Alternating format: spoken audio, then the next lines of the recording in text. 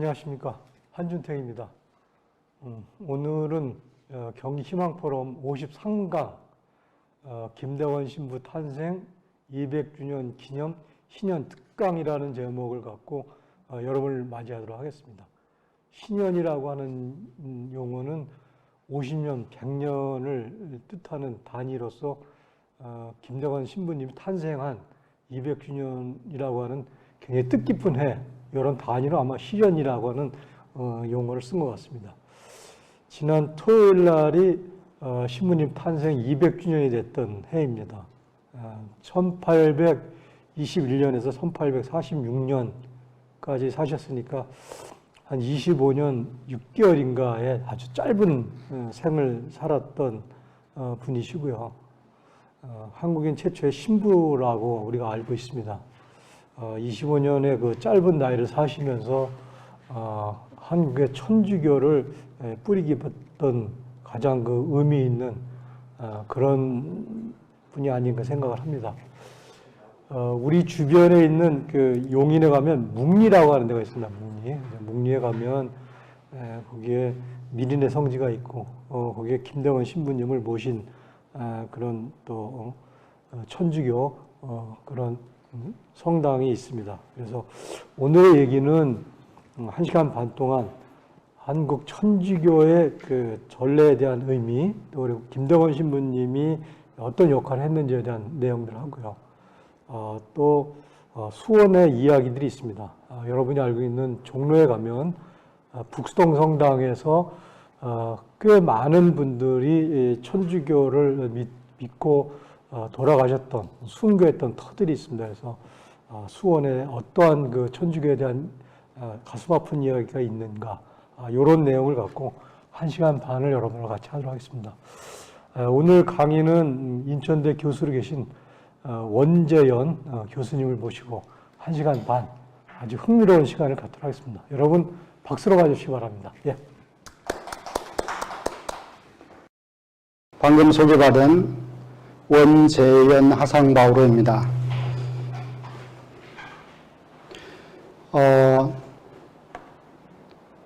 여러분들께서도 아시다시피 오늘 8월 23일인데요.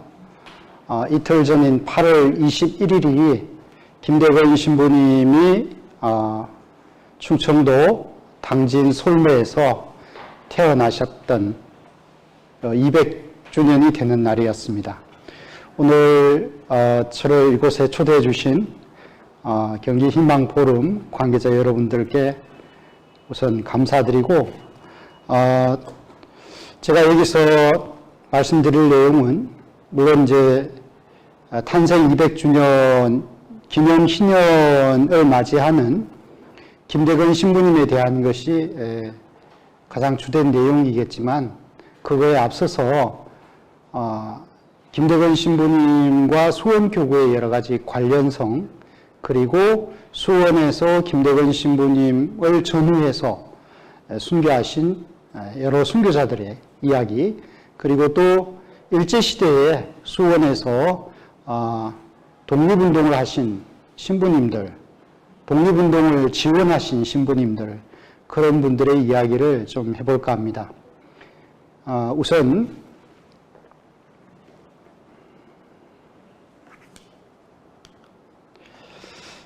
올해가 김대건 신부 탄생 200주년으로서 유네스코가 세계 기념인물로 김대건 신부님을 지정한 3가지 이유가 있습니다. 네, 그거에 대해서 먼저 말씀을 드리겠습니다.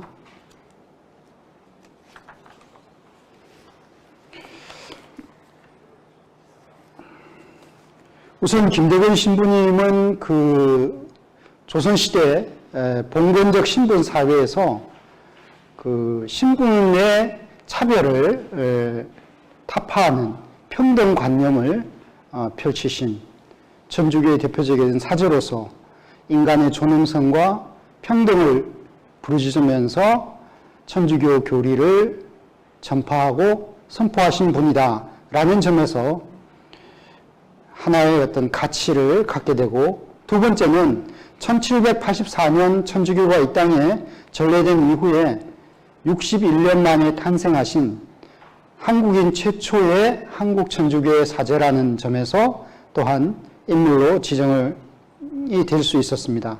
세 번째는 김대건 신부님이 우리나라뿐만 아니라 전 세계적으로 10여 국 이상에서 김대건 신부님을 주보로 모시고 기념하는 그런 성당들, 성지들이 곳곳에 있다라는 것들이 유네스코가 전 세계적으로 김대건 신부님을 기념인물로 정한 이유가 되겠습니다. 이런 훌륭한 김대건 신부님을 소유하고 있는 수원교구는 또한 훌륭한 교구라고 할 수 있습니다. 네. 제가 오늘 강의할 내용은 크게 두 부분인데요. 우선은 그 천주교와 한국 문화의 400년간의 대화라는 제목으로 제1부를 하겠습니다. 그리고 이어서 짧은 휴식 후에 제2부로서 수원교구와 김대건 신부의 만남이라는 제목으로 강의를 하겠습니다. 먼저 천주교와 한국 문화의 400년 대화에서는 천주교의 전례와 천지남 수표교 그리고 박해의 원인과 천주교의 토착화 노력, 서양 정치 사상 문화의 도입과 천주교의 관계, 그리고 이제 조선시대의 천주교 신자로서 효도와 우애, 이웃사랑으로서 유명한 김사범, 원방직어, 윤자오 이런 분들의 이야기를 좀 들려드릴까 합니다. 그리고 이제 근대화 민족주의, 사회동포주의와 세계화의 부분에서는 일제시대의 독립운동을 지원하거나 직접 독립운동을 하신 성직자들에 대해서 말씀을 좀 드릴까 합니다. 2부에서는 수원교구의 특징과 교회 사적지를 개관을 하겠습니다. 여기에는 이제 대표적인 화성 사적지가 포함이 됩니다. 그리고 김대건 신부님의 인간의 그리고 애국심 이런 것들을 기존의 어떤 신심 위주의 강의가 아니라 저는 오늘 좀 특이하게 이분이 정말 인간적으로 진정한 휴머니스트이다 라는 점, 그리고 학문적으로 볼 때 굉장히 열심히 공부한 분으로서 오늘날 우리 시민이면은 대한민국의 또 국민이면 반드시 갖춰야 할 애국심을 갖고 계시는 진정한 민족주의자다라는 내용으로서 좀 강의를 할까 그런 생각을 갖고 있습니다. 네. 지금 앞에 보이는 이 화면은 2014년에 현재의 교황님이신 프란치스코 교황께서 당진 솔메에 있는 김대건 신부님 기념 생가에 와서 김대건 신부님과 함께 이제 이 조선의 천주교 역사를 깊이 생각하고 계시는 그런 장면을 그 당시에 사진으로 찍었다가 지금 이제 이렇게 조각으로 만든 거죠. 이것이 바로 이제 서양 천주교와 그리고 유교적인 가치관이 지배하는 동양 문화 속에 한국이 만나는 그런 상징적인 모습이라고 할 수 있겠습니다. 자, 그러면은 동양, 서양, 동학, 서학 뭐 이런 이야기들을 여러분들이 많이 들으셨을 텐데 구체적으로 무엇을 동양이라 하고 무엇을 서양이라 하는가 여기에 대해서 이제 어원을 가지고 설명을 하는 분들이 많지 않았기 때문에 여러분들께서 아마 들으실 기회가 또 적었을 거라고 생각이 들어서 동양이 무엇이고 서양이 무엇이고 어떤 의미에서 이런 용어들이 나왔는가 하는 것들에 대해서 좀 먼저 말씀을 드리고 그 다음에 이제 서학이 무엇인가 그리고 천주교는 무엇인가 이런 이야기를 좀 해나가겠습니다. 자, 그 조선시대에 우리 조상님들은 선비, 특히 유학을 하시는 선비들은 중국을 대국으로 인정을 하는 것뿐만 아니라 중국을 전 세계, 온 세상에 가장 가운데 있는 핵심적인 나라다, 중앙에 있는 나라다 해서 이제 중화라고 그렇게 붙였죠. 그래서 이런 사상에 이제 골몰에 있는 분들을 보통 부정적인 용어로 중화사관에 사로잡힌 사람들이다 이런 이야기를 하는데, 실학자인 홍대용은 이러한 중화사관을 타파하신 분으로 유명합니다. 자, 이분은 흐자와 실홍이라는 사람을 등장을 시켜서, 이게 서로 이제 반대되는 개념이죠. 흐자, 흐려의식에 사로잡힌 사람과 실홍, 실질적인 것을 추구하는 사람. 이 두 사람이 이제 대화를 하면서 이런 이야기를 합니다. 지금 여기 이제 이 지도가, 지구본이 보이죠? 좌측과 우측에 동일한 지구를 찍었지만은 찍는 방향에 따라서 좌측에는 여러분들이 보듯이 유럽과 아시아, 아프리카 대륙이 보이고, 우측에는 보면은 남북 아메리카와 오세아니아가 보이죠. 홍대영은 이런 이야기를 합니다. 이 지구에서, 이 둥근 지구에서, 빙빙 돌아가는 둥근 지구에서 어느 나라가 가운데 있느냐? 그건 정해져 있지 않다는 것이죠. 좌측의 경우를 한번 보겠습니다. 좌측의 경우를 본다면은 지금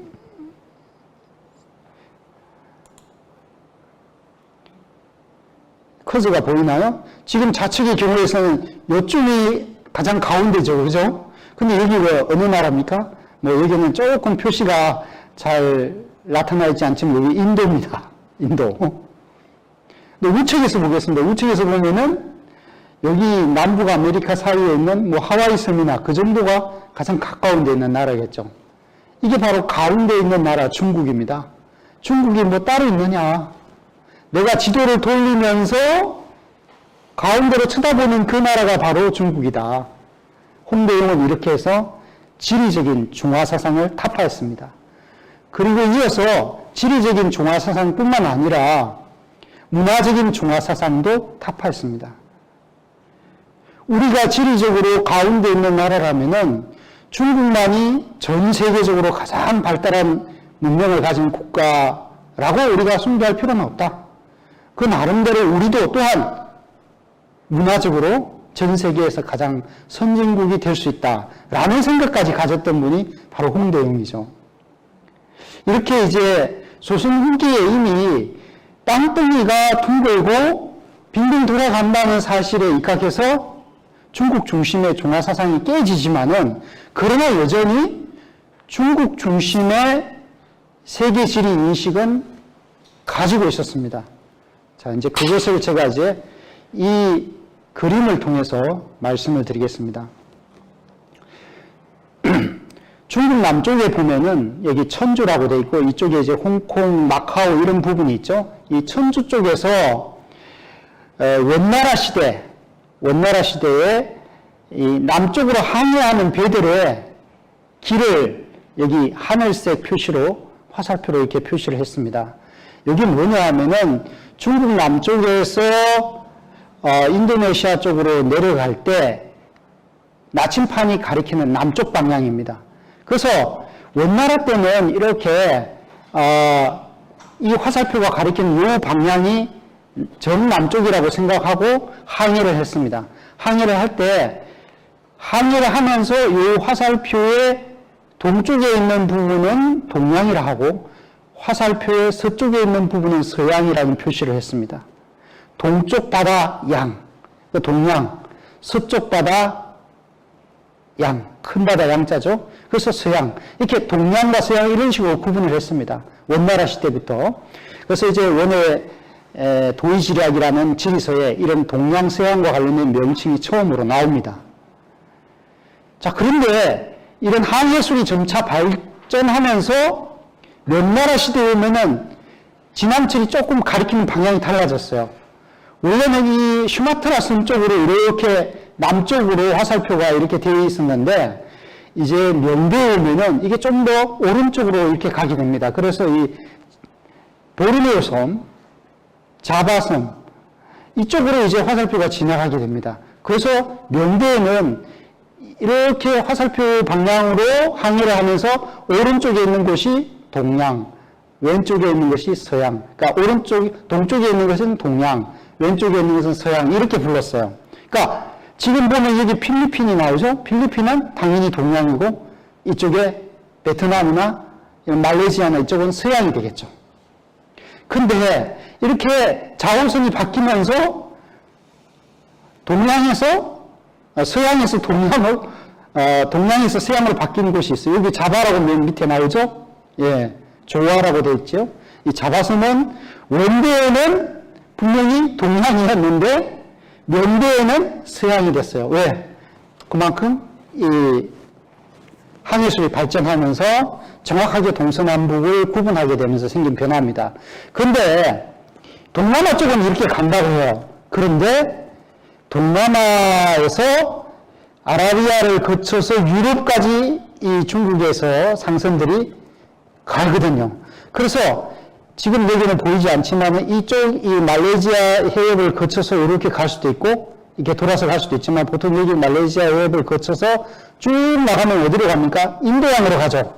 인도양을 가서 인도를 한 바퀴 돌아서 어디로 갑니까? 아라비아해로 가죠. 아라비아 반도를 거쳐서 또 조금 더 내려가면은 아프리카 동해안이 되죠. 여기까지를 원나라 명나라 시대에는 서양이라고 했습니다. 그러니까 지금 이 중국에서 내려가는 항해 방향에서 서쪽에 있는 이런 동남아시아 국가들뿐만 아니라 이 항해가 계속해서 따라가면서 나타나는 모든 서남아시아, 아라비아, 아프리카 국가들까지도 서양이라고 했다 이거죠. 이게 이제 원래 서양, 동양의 구분입니다. 근데 이게 바뀌어요. 언제 바뀌느냐? 1842년 중명전쟁 때, 우리가 보통 아편전쟁이라고 그러죠? 네. 제국주의의 선두로서 영국이 중국에다가 청나라에다가 강제로 아편을 팔아먹었죠? 중국에서는 당연히 백성의 정신세계를 황폐시키고 또 막대한 국부를 유출시키는 아편을 금지했죠. 근데 전쟁을 하니까 어떻게 됩니까? 청나라가 아주 형편없이 져버렸잖아요. 이 중명전쟁을 통해 가지고 중국의 지식인들이 엄청나게 큰 대우각성을 합니다. 그래서 이제 우리도 서양의 과학기술을 배워서 우리의 국방을 지켜야 되겠다라고 생각을 하면서 동시에 그들의 지리관, 세계관이 바뀌어요. 이때 이제 동양서양이, 중국 사람들의 동양서양이 개편이 됩니다. 새롭게 바뀌어요. 그럼 어떻게 바뀌느냐? 자, 제가 아까 이야기를 했던 이쪽 동남아시아 이 지역은 동양에서 동남양, 동남쪽에는 동남양, 중국의 동남쪽에 있다고 동남양. 그 다음에 쭉 돌아가지고 인도양 쪽으로 가면 여기는 중국의 서남쪽에 있다고 해서 서남양. 그리고 아라비아, 아프리카 쪽에 그 나라들을 소서양. 이렇게. 그리고 또 유럽 쪽을 대서양. 이렇게 이제 서양을 동남양, 서남양, 소서양, 대서양 이렇게 구분을 합니다. 물론 소서양, 대서양의 구분은 이전에 마테오리치가 오면서 미리 구분을 해 두었어요. 근데 아편 전쟁 이후에 비로소 중국 사람들은 이제 동양을 동남양, 서남양으로 구분을 했죠. 그와 관련된 이제 이 지도가 여기 지금 나오는 이 정조 때 만들어진 규장각의 수장이 된 천하도지도입니다. 이게 세계 지도입니다. 그러니까 마테오리치의 고려망국 전도와 같은 그런 신식 세계 지도죠. 여기에서 보면은 이제 이 조선이 나오고 그 다음에 요 옆에 보면은 대동양, 소동양, 여기 소동양이 나오고 이제 태평양 쪽으로 대동양이라고 쫙 가다 보면은 여기 소서양이 보입니다. 여기는 인도 쪽입니다. 이게 이제 우리 조선시대의 동서양을 인식했던 분명한 표시가 이게 나오죠. 그리고 이쪽에 여기는 뭐로 되어 있습니까? 여기 유럽 쪽은 대서양으로 되어 있죠. 예. 자, 그런데 중요한 것은 우리나라는 그럼 뭐였을까요? 우리나라는 동양이라고 우리 일반적으로 알고 있죠? 그런데 동양이란 이야기가 18세기에 문집에서 제가 굉장히 많이 찾아봤는데 딱 한 군데 나오는데 오늘날의 개념으로서 동아시아의 개념으로 동양을 쓰지 않습니다. 동양의 개념이 안 나와요. 거의 안 나와요. 그럼 언제부터 동양이라는 말이 우리나라에 적용이 됐는가? 사실은 이 동양이나 서양이라는 말은 중국 사람들이 자기들 남쪽에서 중국 남부에서 동남아를 돌아서 유럽으로 가는 그 백길에서 유래된 방향과 관련이 있는 지명이란 말이죠. 그러다 보니까 조선은 거기서 제외가 된 겁니다. 중국 남쪽에서 내려갈 때 조선은 안 만나요. 만날 수가 없으니까 아예 조선은 동양, 서양 어디도 속하지 않는 겁니다. 그러다가 아까 제가 말씀드린 아편 전쟁 때 이 사람들이 이제 중국 사람들이 동남양, 서남양 구분을 하잖아요. 그때 조선과 일본을 동양에 넣습니다. 그래서 우리도 이제 아편 전쟁 이후에 비로소 19세기 중반에 동양에 정식으로 중국의 지리서에 포함이 되는 겁니다. 사실 우리가 동아시아의 일원으로서 중국과 같은 한자 문화로서 우리가 동양에 있었다라는 것은 수천 년 전부터 변함없는 사실이지만은 그러나 용어로서 오늘날 사용하는 용어로서 동양이라는 그 중국에서 사용하는 용어로서 우리가 포함되기 시작한 것은 19세기 중반이다. 예, 이렇게 설명을 드릴 수 있죠. 그리고 이제 참고로 더 말씀을 드린다면은 자, 이런 이제 동서양의 개념 분화에서 소서양이라고 하는 동남아나 그 다음에 인도양 그리고 아프리카 연해까지의 이 국가들은 19세기 후반에 가면은 대서양이라고 하는 유럽 제국들의 위세에 눌려서 중국에서는 아예 서양의 범주에서 사라져버립니다. 그러니까 서양은 곧 대서양이 됩니다. 즉 서양은 대서양 곧 유럽 이렇게 바뀌어버리게 되는 거죠. 그리고 이제 유럽과 같은 문화권에 있던 러시아와 미국이 서양에 포함이 됩니다. 그래서 오늘날 20세기 이후에 서양, 또 웨스트 하면은 유럽 앤 아메리카, 유럽과 미주 대륙 이렇게 이제 지금 인식이 되고 있는 거죠. 그리고 동양 그러면 디스트, 즉 중국을 비롯한 동아시아, 이스트 에이시아를 이제 동양으로 이렇게 부르고 있는 것이죠. 이런 개념이 생겼다는 겁니다. 그리고 이제 이런 개념 하에서 그러면은 서학이라는 것은 뭐냐? 서학이라는 것은 서양에서 온 학문이라는 뜻으로서 여기 두 가지가 섞여 있는 겁니다. 하나는 서양의 과학기술을 의미하는 서기, 이 거릇기자 또는 기술기자를 씁니다. 서양의 과학기술. 그리고 서양의 문화 내지는 종교, 서교, 바로 천주교를 가리키는 거죠. 이것이 합해진 것이 조선 후기의 이른바 서학이다라고 이야기를 할 수 있습니다. 그러니까 보통 우리가 서학하고 천주교를 이코를 시키지만은 사실은 엄격하게 본다면은 천주교는 서학의 한 부분이다라고 이야기를 할 수 있는 것이죠. 자, 이렇게 해서 이제 동양, 서양, 서학 이런 서학에 반발해서 우리의 어떤 민족의 자존심을 지키고자 일어선 것이 뭡니까? 동학이죠. 네. 나중에 이제 그 손병희 때 오면은 천도교로 바뀌는 오늘날에도 역시 천도교로 그 전통이 내려오는 동학입니다. 그러면은 이제 서양 또는 서학과 관련해서 우리나라 사람들은 그러면은 서양에서 천주교에서 말하는 예수 그리스도를 언제부터 알기 시작했는가? 이와 관련해서 재미있는 두 가지 유물이 발견됩니다. 하나는 발의 유물로서 십자가를 가슴에 목걸이처럼 맨 발의 불상들이 있습니다. 그리고 경주에서는, 경주 박물관에서는 돌로 만든 십자가가 있는데요. 이 돌 십자가나 십자가를 맨 불상들이 7세기의 유물들입니다. 여기 635년에 당나라에 파사사라는 것이 들어왔고 이 파사사를 중심으로 경교, 즉 서양에서 말하는 네스토리우스 그리스도교, 네스토리안 그리스도교가 들어온 것과 관련이 있습니다.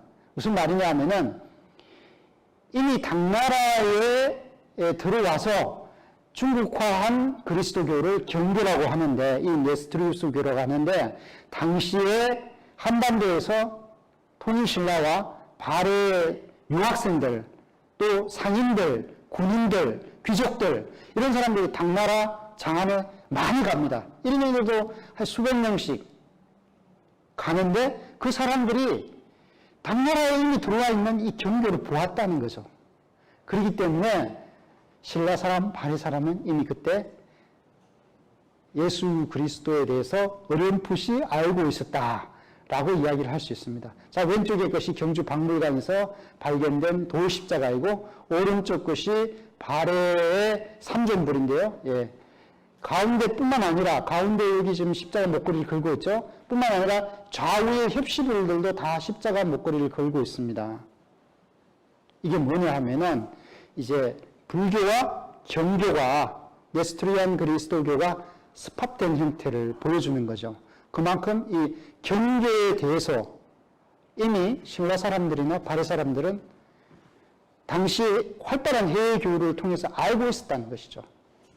자, 그런데 이런 경교들이 어떻게 되냐면 한 200년 지나면은 원나라 제국 시대 그리고 명나라 초기에 가면은 경교가 거의 사라져 버립니다. 근데 경교가 사라지기 전에 동서양 교류가 또 한 번 있었는데, 그것이 뭐냐면 마르코 폴로의 교류입니다. 마르코 폴로가 이 대륙을 통해 가지고 이렇게 오죠. 왔다가 다시 이제 나중에 갈 때는 해안을 통해서 이렇게 가는데, 마르코 폴로가 왔다 간 직후에 중국의 원나라에 두 개의 천주교 교구가, 가톨릭 교구가 두 개가 생깁니다. 하나는 북경 대교구, 하나는 천주교구. 이렇게 해가지고 두 개의 교구가 생길 정도면은 여기 신자들은 최소한 수천 명 이상이라는 겁니다. 그러니까 이 원나라 시대는 우리나라를 본다면 고려 시대거든요. 고려의 귀족들이 원나라 조정에 고려 후기가 되면 매번 갑니다. 의무적으로 가야 돼요. 가서 역시 원나라 조정에서 거기에서 천주교를 믿는 신자들, 또 경교를 믿는 신자들과 고려 사람들의 활발한 교류를 했을 거라는 겁니다. 그렇기 때문에 고려시대도 또한 이런 천주교나 그리스도교의 존재에 대해서 몰랐을 수가 없죠. 그러나 지금 교과서에서는 전혀 가르치지 않습니다. 왜냐하면 관심사가 아니기 때문입니다. 자, 그런데 이제 중국에서도 정하의 나무 원정이라는 그 유명한 원정이 있지 않습니까? 명나라가 말기에는 사실은 폐쇄적인 고립적인 대외 정책을 취하지만은 초창기만 해도 세종 영락제가 정하라는 이 이슬람 교도를 대상으로 삼아서 거대한 선단을 수십 척, 그리고 군사들을 약 한 2만 명, 3만 명, 그 큰 배에 대략 길이가 한 100m 정도, 높이는 한 20, 30m 되는 이런 큰 배들을 만들어서 그게 군사들을 수만 명을 싣고 이 정화가 이 동남아시아를 쫙 돌아가서 인도양을 돌고 아라비아 반도를 돌고, 제가 아까 소시안 끝을 아프리카를 했죠. 이 아프리카까지도 가서 곳곳에 이제 정복을 하고 또 이제 교류를 해서 중국의 조공국들을 많이 만들어냅니다. 그 바로 조공을 만들 때 대표적인 산물이 뭐냐면 이 기린입니다. 기린은 아프리카의 동물이죠. 이게 이제 중국의 오랜 고대 역사서에 기린이라는 용어가 나오는데, 이 기린은 성인이 세상에 나왔을 때 그것을 상징하는 동물로서 기린이 나타나거든요. 그러니까 이 기린을 중국 사람들이 어렵게 잡아가지고 생포해서 중국으로 가져옵니다. 그래 이제 그만큼 이제 황제의 위신이 높아지는 거죠. 이런 시대가 역시 동서양 교류로서 계속되어 왔다라는 거죠. 그리고 이제 마테오 리치를 비롯한 예수의 선교사들이 또한 명말 청초에 포르투갈을 근거지로 해서, 포르투갈이 근거지로 삼은 마카오, 지금 광동성 한 귀퉁이에 있죠. 홍콩 바로 밑에 있는 마카오를 근거지로 해서 포르투갈이 중국으로 진출하는데, 그 포르투갈을 통해서 유럽의 다국적 프랑스, 독일, 뭐 이태리 등등에서 온 스페인 이런 데서 온 선교사들이 중국으로 진출합니다. 그 중에서 가장 유명한 사람이 바로 신종 황제의 신임을 받아서 그 꾀종시계를 만들어서 신종 황제가 그 꾀종시계가 너무너무 좋아가지고 이 꾀종시계를 가지고 안방에서 자기만 보고 있었대요. 그래서 이 황제의 어머니가 이 꾀종시계를 황제가 없는 때 몰래 살짝 가져다가 봤는데 황제가 와서는 다시 빼앗아갔다. 이런 이야기가 있을 정도로 이 꾀종시계를 소중하게 여겼다 합니다. 당시에 이제 중국에는 그런 물건이 없었죠. 이게 신기하게 어떤 그 동물의 힘을 이용하지도 않고 물의 힘을 이용하지도 않고 이게 돌아간단 말이죠.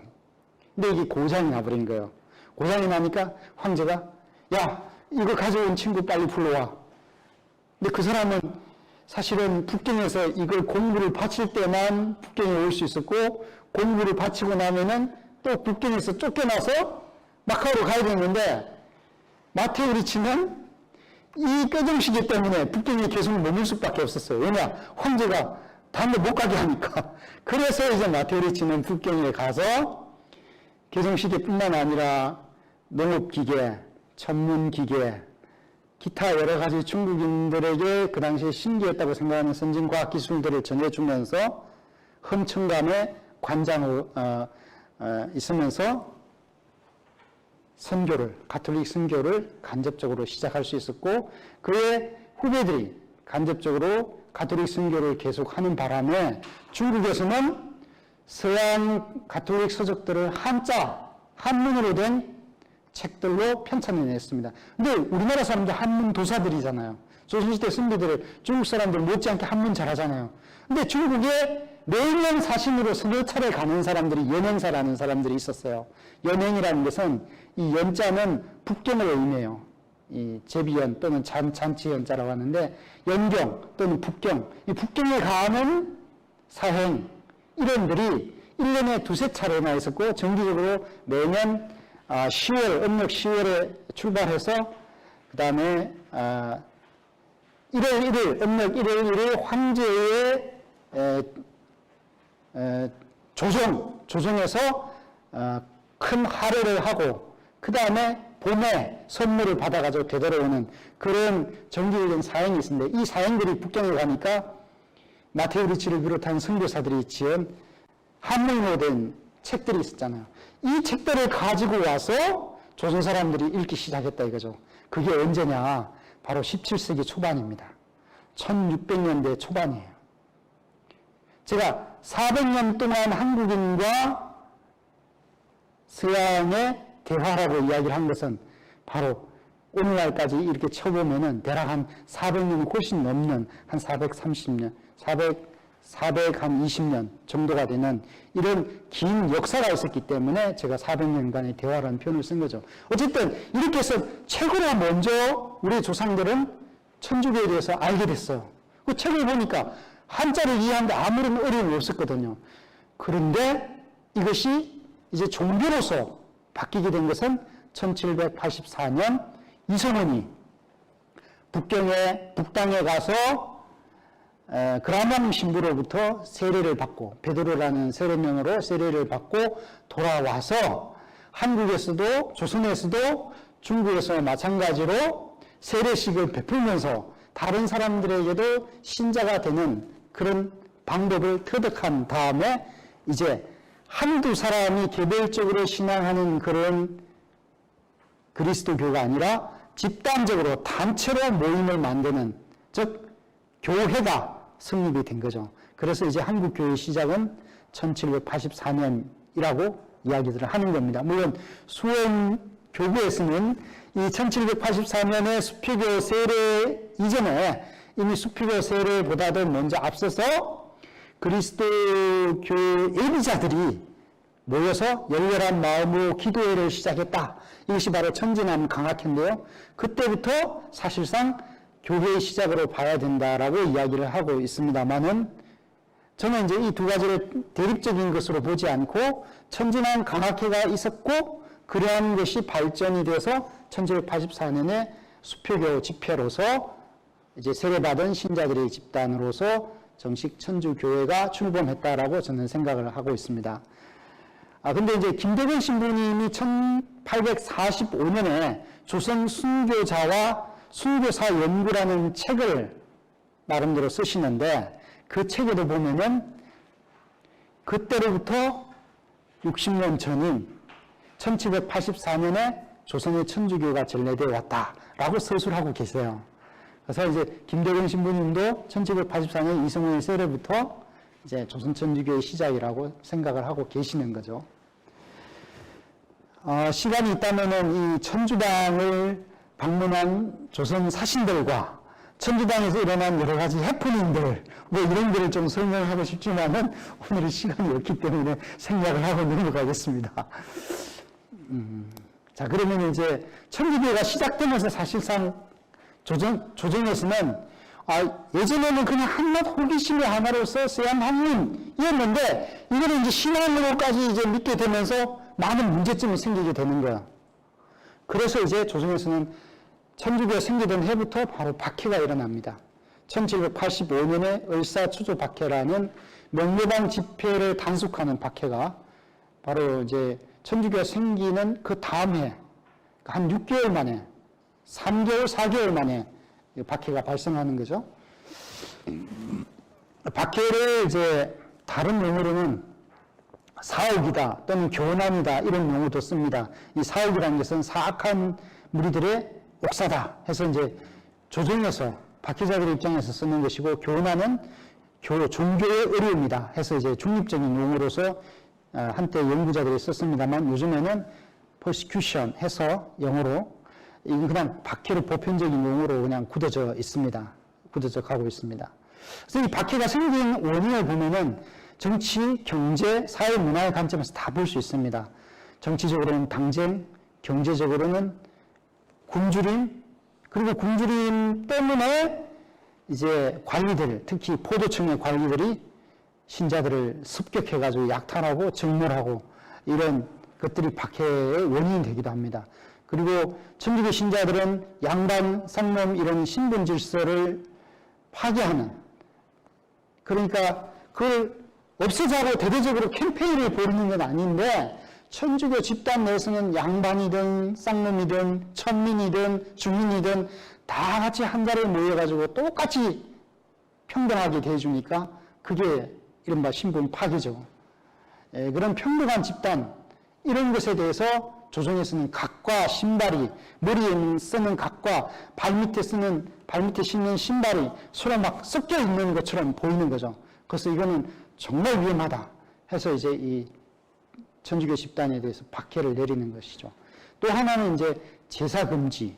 이것은 1791년 신의 진산 사건이라고 이야기하는 윤지충 권상련의 폐제분주 사건과 관련이 있습니다. 폐제분주라는 것은 윤지충의 어머니가 열심한 신자였는데 당시 교회에서는 중국 북경 교구의 우리 조선교회가 창립된 지 한 50여 년 이상을 소속되어 있었는데 북경교구에서는 로마로부터 이제 받은 이제 그 지시에 의해서 조상제사를 금지하고 있었습니다. 그래서 이 당시에는 신자들은 그 교회의 지시에 따라서 제사를 지내지 않았어요. 특히 이제 열심히 했던 신자였던 윤지충의 어머니는 나는 죽거든 제사를 지내지 마라. 뭐 신주 이런 것도 필요 없다. 그래서 이제 신주는 땅에 묻고 제사를 안 지냈지만은 그러나 장례식은 치렀습니다. 근데 이런 것들이 당시 양반들이 왔을 때는 엄청난 충격이었죠. 왜냐하면 제사는 양반의 의무이자 또한 권리였고 특권이었습니다. 사실은 뭐 상놈이나 천민들은 제사를 지내도 되고 안 지내도 되고 당시 사회에서는 전혀 타치를 하지 않는데 양반 신분인 윤지충이 어머니의 제사를 지내지 않았다. 이건 엄청난 충격이었거든요. 이 때문에 이제 천주교 신자들이 박해를 받았습니다. 특히 이제 나중까지 그 유례없는 신자들이 희생을 당한 병인 박해를 일으킨 대원군도 사실은 남동삼에게 이 박해를 일으키기 전에 그런 이야기를 합니다. 박해를 일으킬 것을 암시하는 말을 하는데 다 좋은데 너희 천주교 신자들은 왜 제사를 안 지내냐? 이걸 물어요. 그리고 이제 한 보름 후에 대원군이 아주 피비린내 나는 병인 박해를 익히기 시작합니다.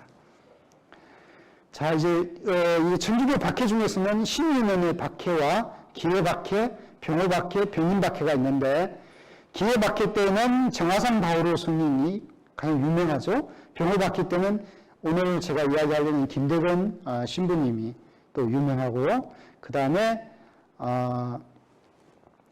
김대건 신부님의 충실한 협조자였던 현성문 회장, 그리고 한희영 회장 이런 분들이 유명하고, 그리고 병인 박해 때는 수원에서는 윤자오 바오로 회장, 원 프란치스코, 한자로는 방지거라고 하죠. 원 방지거, 그리고 김사범, 이 김사범은 효도로서 유명한 분입니다.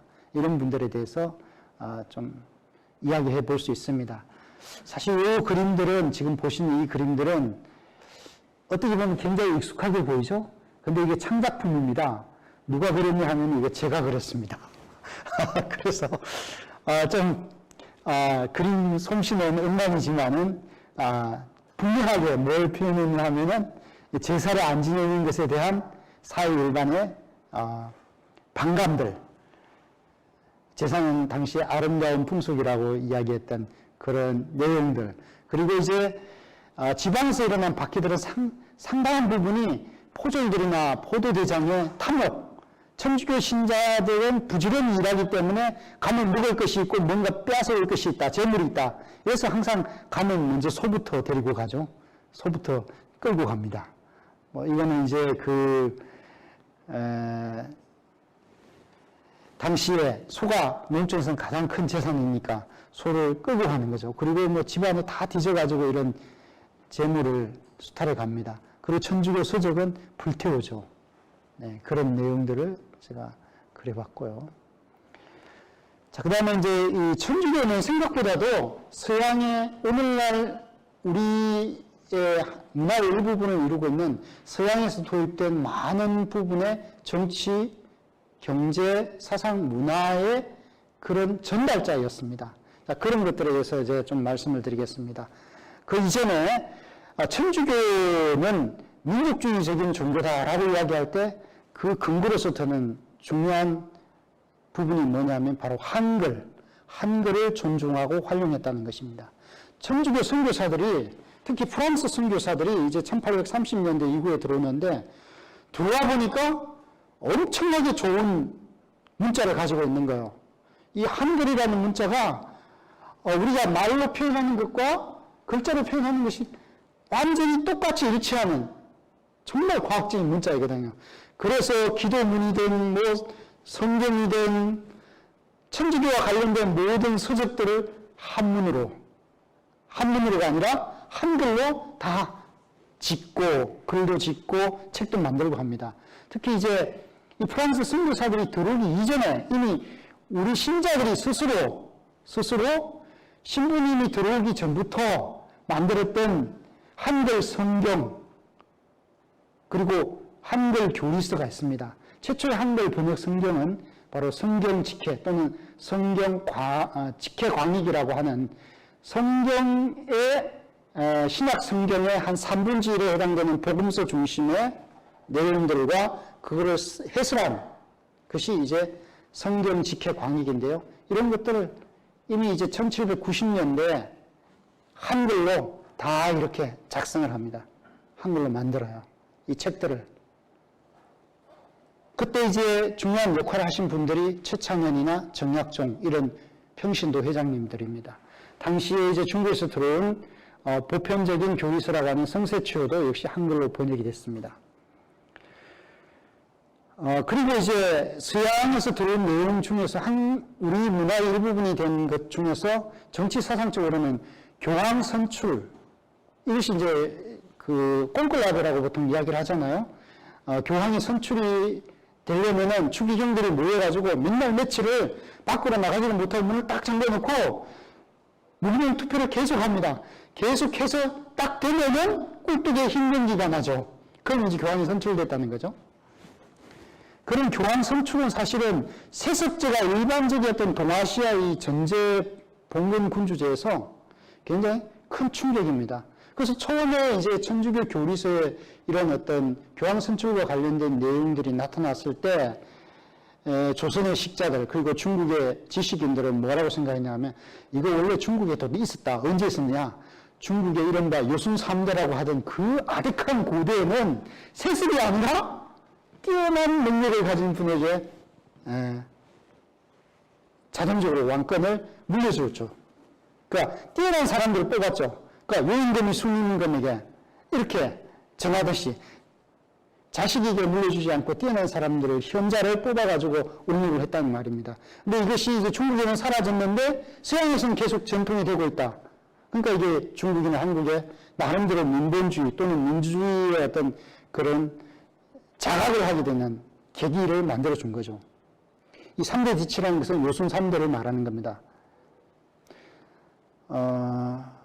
그리고 이제 또 하나는 그 우리가 정약용의 정제 계획안 중에서 가장 나중에 이제 세련된 계획안으로 나온 것을 여전제, 마을 공동체 토지 소유제라고 이야기를 하는데 이 여전제가 결국은 중세기 수도원에서 수도자들이 토지를 비롯한 모든 생산 수단을 공유하면서 공동으로 소유하면서 만민이 개로 한 사람도 먹고 노는 사람이 없이 모든 사람이 같이 일하는 이런 체제, 그런 체제에서 수확물을 공평하게 분배를 해서 먹고 사는, 그러니까 공동 생산의 공동 분배의 공동 소유 이런 것들이 그 원리가 되는 그런 제도였는데 이런 것들도 우리 동양의 고유한 정전법이라든가 이런 토지 제도 하에서 그 영향을 생각해 볼 수도 있지만은 서양에서 내려온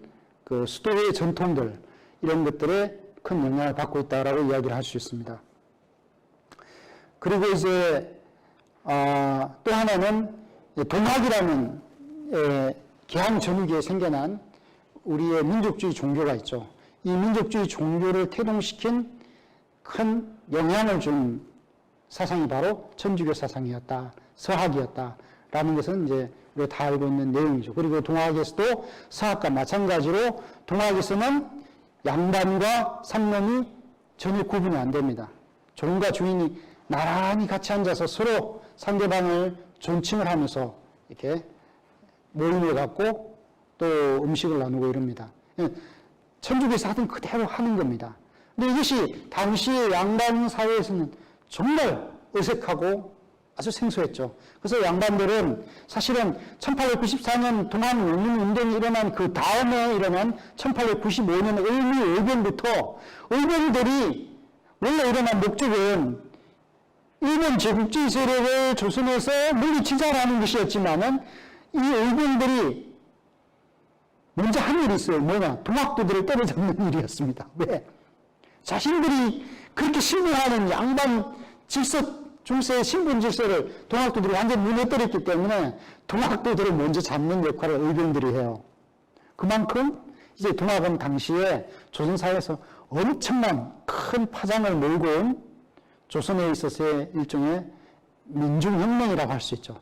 그것에 큰 영향을 준 것이 뭐냐? 바로 서학이 되겠죠. 천주교라는 것이죠.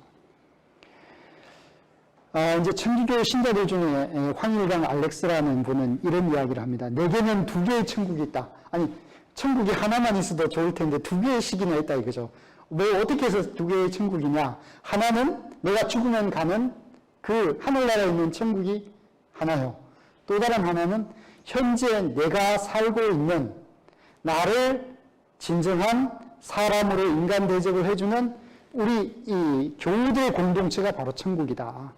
이 황일강 알렉스라는 분은 정약종 아우구스티누라고 하는 지금 복자가 되셨죠. 한국 천주교의 복자가 되신 초기 교회의 천주교 교리의 권위자이신 정약종 아우구스티누 주교요지라는 책을 쓰셨죠.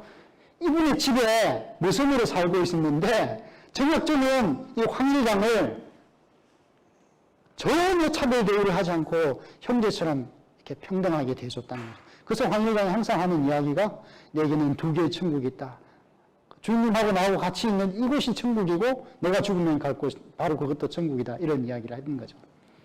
또 이제 양력을 도입하는데 천주교는 원래 양력을 썼으니까 큰 역할을 했죠. 그리고 7일, 오늘날 일, 월, 화, 수, 목, 금, 토 이것도 역시 천주교에서 들어온 겁니다.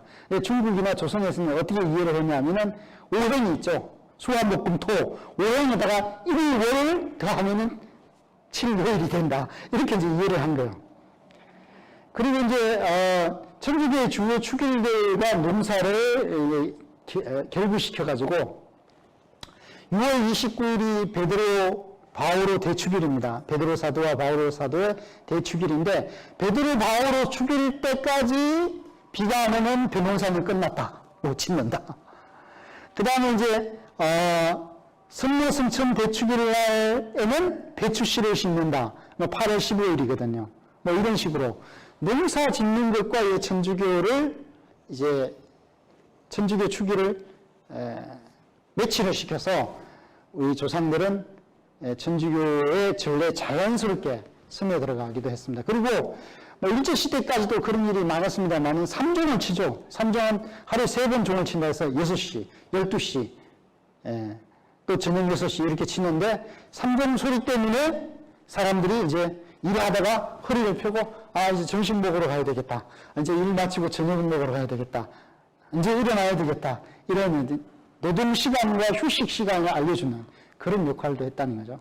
그리고 우리가 이제 너무나 잘 알고 있는 서양화, 원근법과 명암법 사용 서양화와 서양음악, 이 7원계, 이것도 역시 동양음악을 오음기와는 좀 다른 건데 이런 것들을 받아들일 수 있었다는 거죠. 서양음악의 대표적인 것은 오르간이라고 할 수 있죠.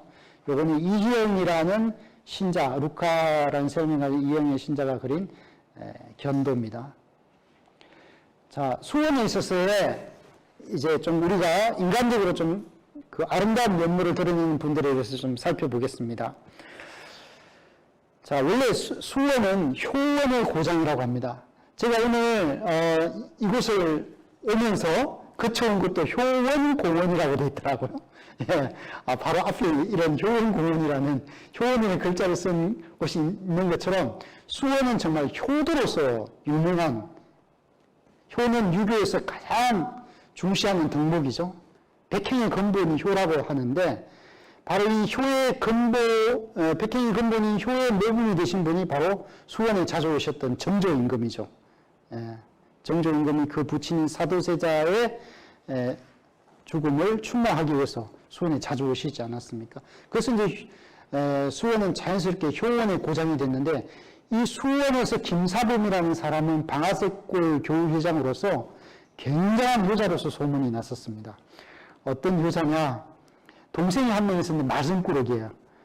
엄청나게 일도 안 하고 빚만 지고 그런데 이제 이 빚을 형인 김사범이 다 갚아줬어요. 그래서 표심하지 않게 자기가 착한 일을 하면은 많이 데려내려고 하는데 이분은 데려내지 않았어요.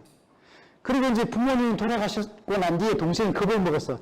이제 형님이 부모님이 없으니까 나를 이제 어떻게 할지 모르겠다. 집에서 내쫓을지도 모르겠다.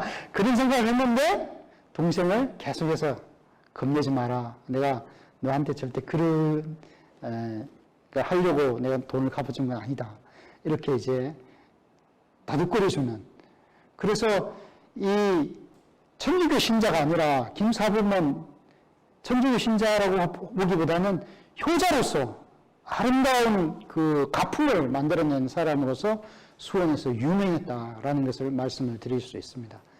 그리고 이제 걸메리라는 곳은 어디냐 하면은 지금의 아산만 내포에 있는 조선시대의 수원 유수부는 아산만 지역까지 뻗쳐 있었어요. 걸메리까지도 이제 수원 유수부에 속하는 곳이었는데 그곳에서 잡혀온 박씨 삼형제가 순교자인데 이 사람들이 아주 서로 형제간에 주거니 받거니 하면서 이 사형을 당할 길을 오면서 서로 격려해주고 또 모범적으로 형제를 발휘했다라고 하는 내용이 있습니다. 이것도 이제 시간이 되면 좀 자세히 설명하겠지만은 넘어가겠습니다. 내용이 많아서요.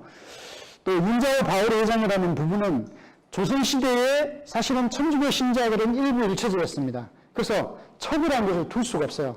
일단 첩을 뒀다면은 천주교회에서 쫓겨나거나 아니면 첩을 보내야 됩니다. 그래서 이제 양반 신자들 중에 첩을 내보낸 사람들도 들어있어요. 근데 이분은 되게 가난한 사람이었는데 자기 부인을 부유한 집안에서 택하지 않고 친척들이 소개해준 부유한 집안이 아니라 가난한 신자인 부인을 택했어요. 그런데 이제 그 부인과 함께 살아가는데 먹을 것이 없다 보니까 주막에 가서 일을 했는데 주막집 여인이 이 윤자와 바울의 회장은 굉장히 유혹을 많이 했는데 그 유혹을 단호하게 물리치고 자기 부인과의 그 정절을 지켰다. 그런 점에서 이 부부애로서 굉장히 유명하신 분이고요. 또 이분은 얼마나 마음이 좋았는지 자기가 이제 교회에서 이제 애금전이라고 해요. 불쌍한 사람들을 돕기 위해서 요즘 말하면은 헌금 같은 거를 많이 모았는데 이분이 회장이다 보니까 여러 지역을 다니는데 헌금을 가지고 산길을 갔는데 어느 순간에 도둑이 왔어요. 와서 도적이 와서 야 그거 보자기 내려놔라. 내가 가져가겠다. 그래서 도둑에게 그 헌금 바구니를 헌금 보자기를 빼앗기려는 찰나에 갑자기 포졸이 나타났어요. 그래서 포졸이 야 너 뭐 하고 있냐 이러니까 도둑이 이제 완전히 이제 얼굴이 새파랗게 됐는데 이 윤자호 회장님이 뭐라고 그러냐면 앞에 있는 이분은 저한테 좀 빚을 좀 빌려준 분인데 돈을 좀 빌려준 분인데 이분이 지금 내가 돈이 없어서 굉장히 힘든데 나중에 갚겠다고 하는데 자꾸 지금 돈을 내놔라 그래가지고 좀 실랑이를 벌이고 있다. 이렇게 이제 임시로 도둑을 변호를 해줍니다. 그 포졸이 야 그래 이렇게 어려운 시기에 요즘같이 코로나 많이 난 시기에 어렵게 다들 어렵게 사는데 빚은 천천히 갚아. 넌 나중에 돈 받아. 그리고 가버리거든요. 그러니까 이 도둑이 아이고 회장님 정말 감사합니다. 목숨을 살려주셔서 감사합니다.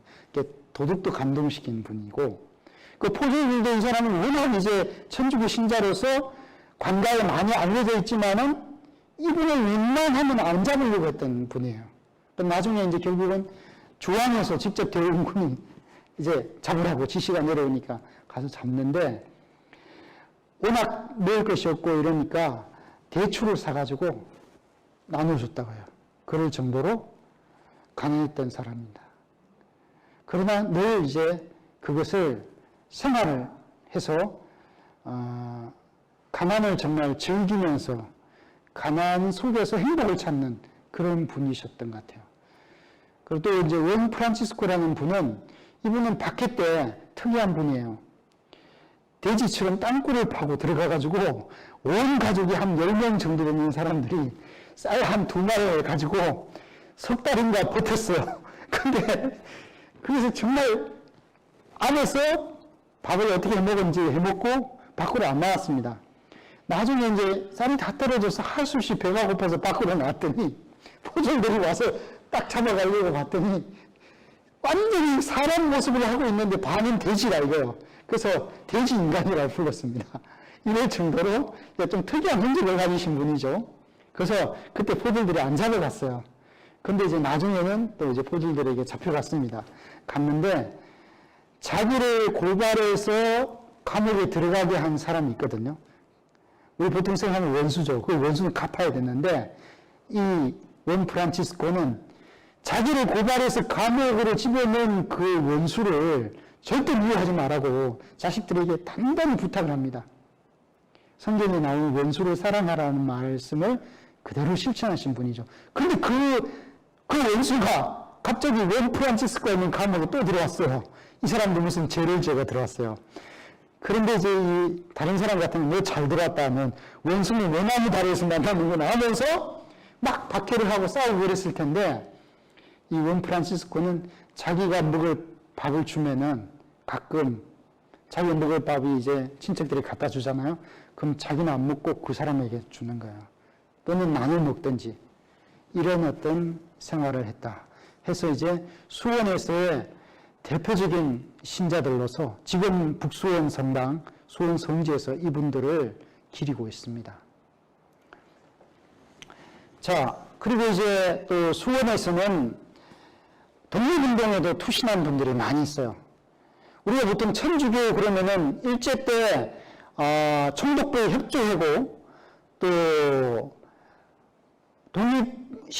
독립군들 활동을 방해한 그런 세력으로만 생각하고 있는데 그렇지 않습니다. 천주교 내에서도 많은 사람들이 3.1 독립운동 만세 시위에 참석했고 그 이후에 전개된 독립군 운동에도 상당한 정도로 함께 하신 분들이 많아요.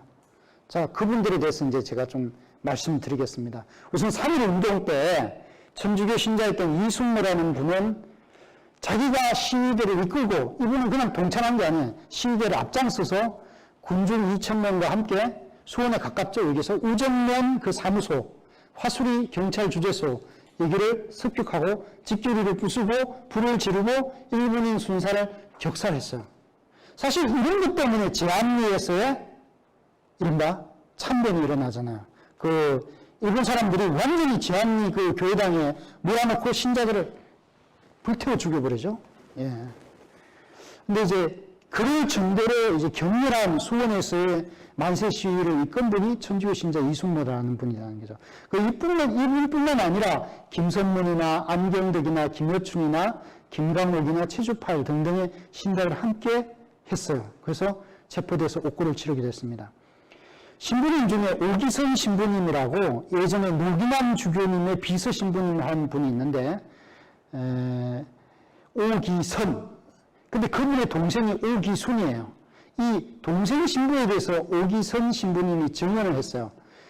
이분은 알베르토라는 세력명을 가지고 있는데 형제 신부죠, 사실은. 형이 오기선이고 오기선 요셉 그리고 동생은 오기순 알베르토인데 이 오기순이라는 분이 이 신풍학교 여기에 행군 근처에 신풍학교에 있었죠. 이 신풍학교에 재학할 당시에 오목천 내에서 이제 살았나 봐요. 오목천 내에서 이 신풍학교를 왔다 갔다 하는데 하루는 방과 후에 어른들이 만세하러 가자 그래서 같이 나갔대요.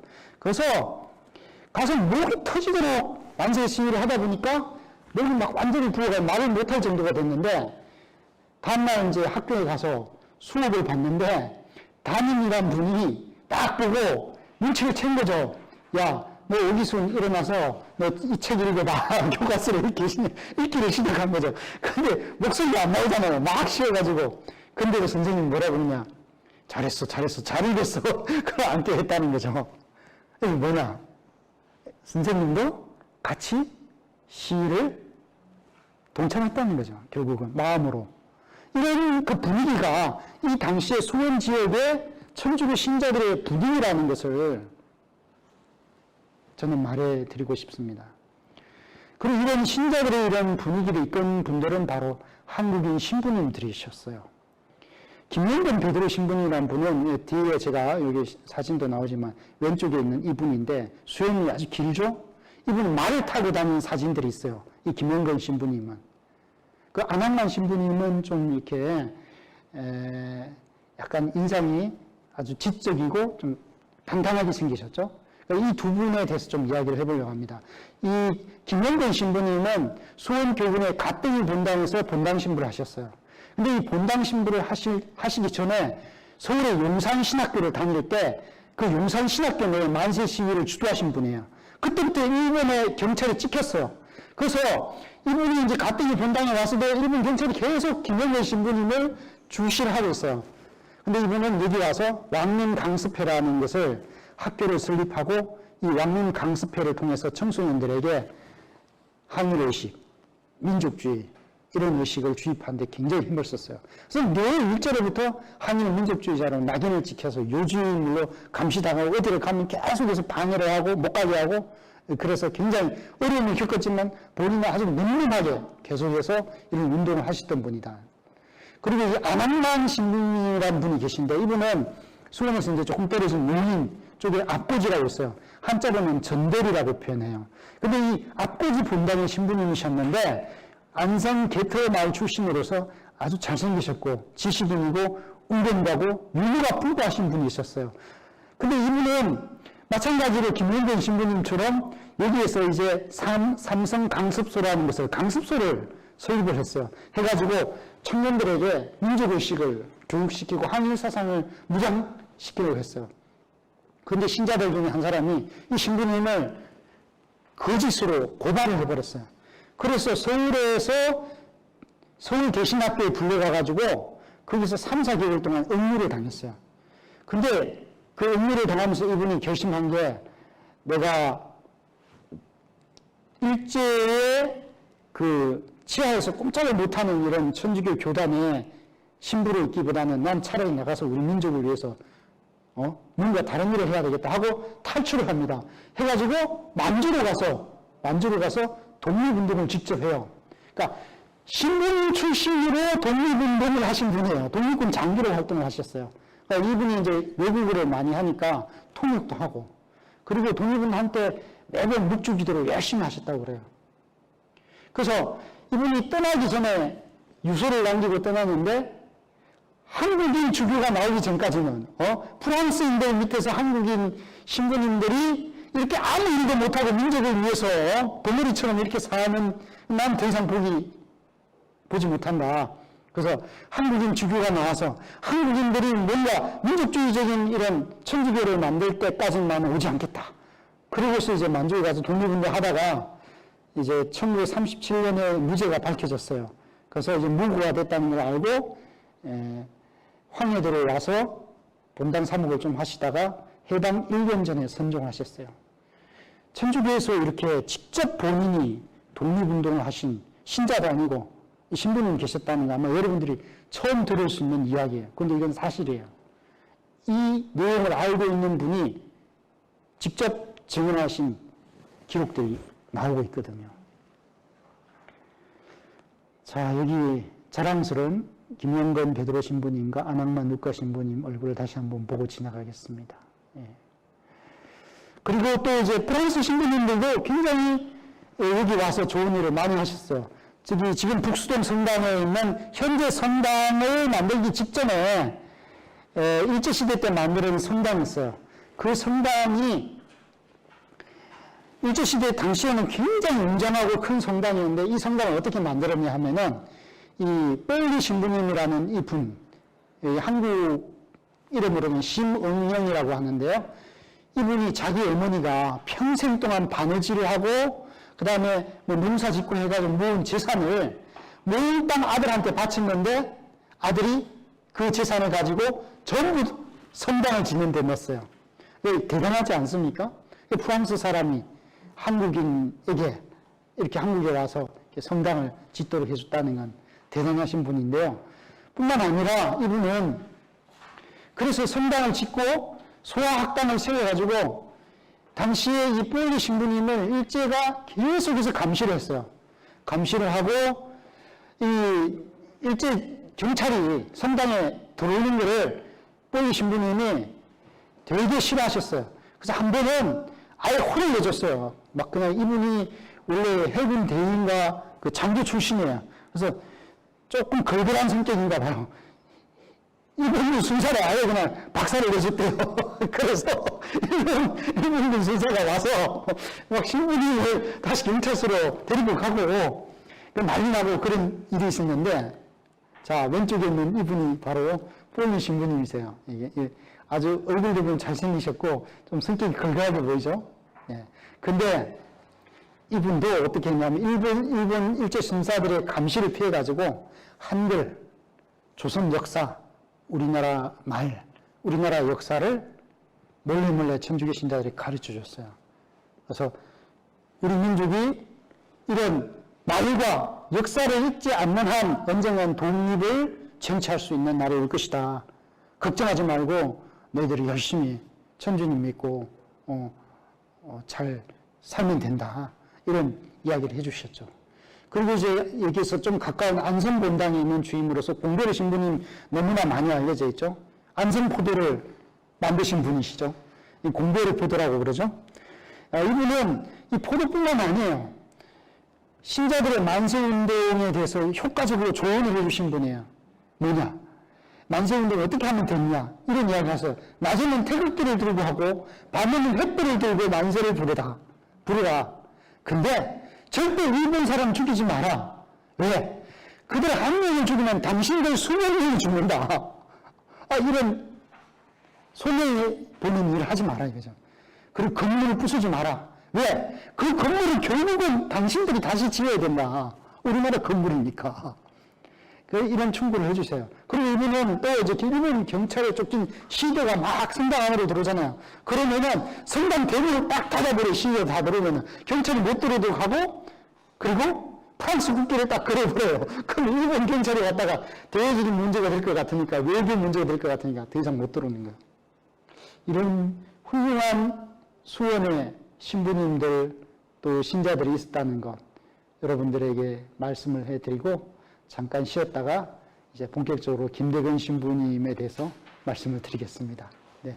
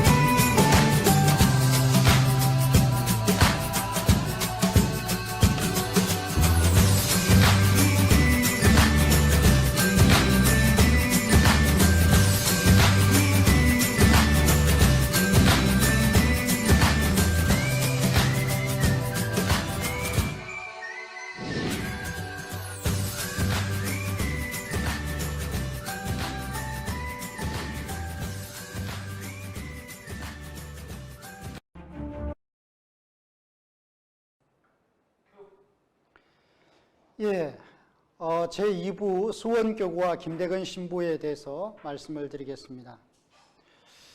자, 우리 우선 수원교구란 이 지역 범주에 대해서 좀 먼저 말씀을 드리겠습니다. 천주교는 교구별로 각 지역의 교회 공동체가 설립이 되죠. 그래서 여기 수원교구는 수원을 중심으로 해서 경기 남부 한강 이남의 경기도 지역을 모두 포괄하는 곳이 수원교구입니다. 그래서 이제 수원시와 관련이 되는 천주교 교구는 수원교구다라고 말씀을 드릴 수 있습니다. 이 수원교구의 특징과 교회 사적지에 대해서 말씀을 드리겠습니다. 먼저 이제 수원교구는 그 특징으로서 순교자와 성지 교구다 이런 이야기를 합니다. 그러니까 그만큼 순교자가 많고 성지도 많은 교구다라는 것이죠. 순교자는 여러분들이 다 잘 아시겠지만 성지란 게 뭐냐? 성지란 것은 쉽게 말해서 순례객들을 위한 성당이라고 할 수 있습니다. 그러니까 어느 한 지역에서 거주하는 신자들을 위한 것이 아니라 그런 신자들뿐만 아니라 타 지역에서 순례해온 신자들을 위한 성당이 성지라고 할 수 있는 것이죠. 그래서 이 성지가 수원교구에는 무려 14곳이나 있습니다. 전국에서 성지가 아마 충청남도 대전교구랑 수원교구가 가장 성지가 많은 교구가 아닐까 그런 생각이 듭니다. 1, 2위를 하고 있는 그런 교구죠. 우리나라 103위 순교 성인이 있는데 1984년에 희생이 되셨죠. 요한 바오로 2세에 의해서 수원교구와 관련이 되는 분들이 무려 29분이나 있습니다. 복자는 2014년에 이제 교황 프란치스코 오셔가지고 124일을 시복을 하셨죠. 그 중에 31명이나 있으면 31이나 있고요. 하느님의 종은 현재 가경자로 선포되었죠. 시복 재판을 통해서 133위가 있는데 그 중에 47위가 수원교구와 관련되신 분입니다. 그리고 순교자들도 208이나 되는 분들이 계시고 이분들은 공식적인 이름에 나오는 분들이고 이 이외에 무명 순교자를 하면은 엄청나게 많습니다. 그러니까 사실은 수원교구가 순교자와 성지의 교구라고 할 수 있는 제가 이제 그 비율만으로 대충 보니까 이런 순교자의 전체 숫자가 지금 알려진 분들의 이런 숫자가 대략 다 하면은 한 250에서 300명 가까이 되죠. 그런데 이건 지금 알려진 사람들의 숫자고요. 여기에 이제 무명 순교자라고 해서 이름이 알려지지 않고 마구잡이로 이제 이런 죽음을 당하신 분들이 많은데 그런 분들은 대략 4배에서 5배 정도라고 봅니다. 이름이 알려진 분들의. 그러면 한 300명의 4배에서 5배면은 1200명에서 1500명. 그 정도가 무명 순교자고 그러면 거의 이제 수원교구의 순교자는 많으면 한 2000명까지도 볼 수 있다는 것이죠. 그러니까 우리 한국의 순교자를 최소 8000명에서 10,000명 정도로 보는데 그 중에 한 2,000명이 수원교구의 순교자다. 그러면 굉장히 수원교구의 규모가 어떤지를 알 수 있겠죠. 그래서 이제 신자 수로는 한국 제2의 교구라고 합니다. 서울교구에 이어서 신자 수가 거의 100만에 가깝습니다. 이게 작년의 통계이기 때문에 요즘에는 이거보다 훨씬 좀 더 많아졌다고 보면 한 100만 가깝죠.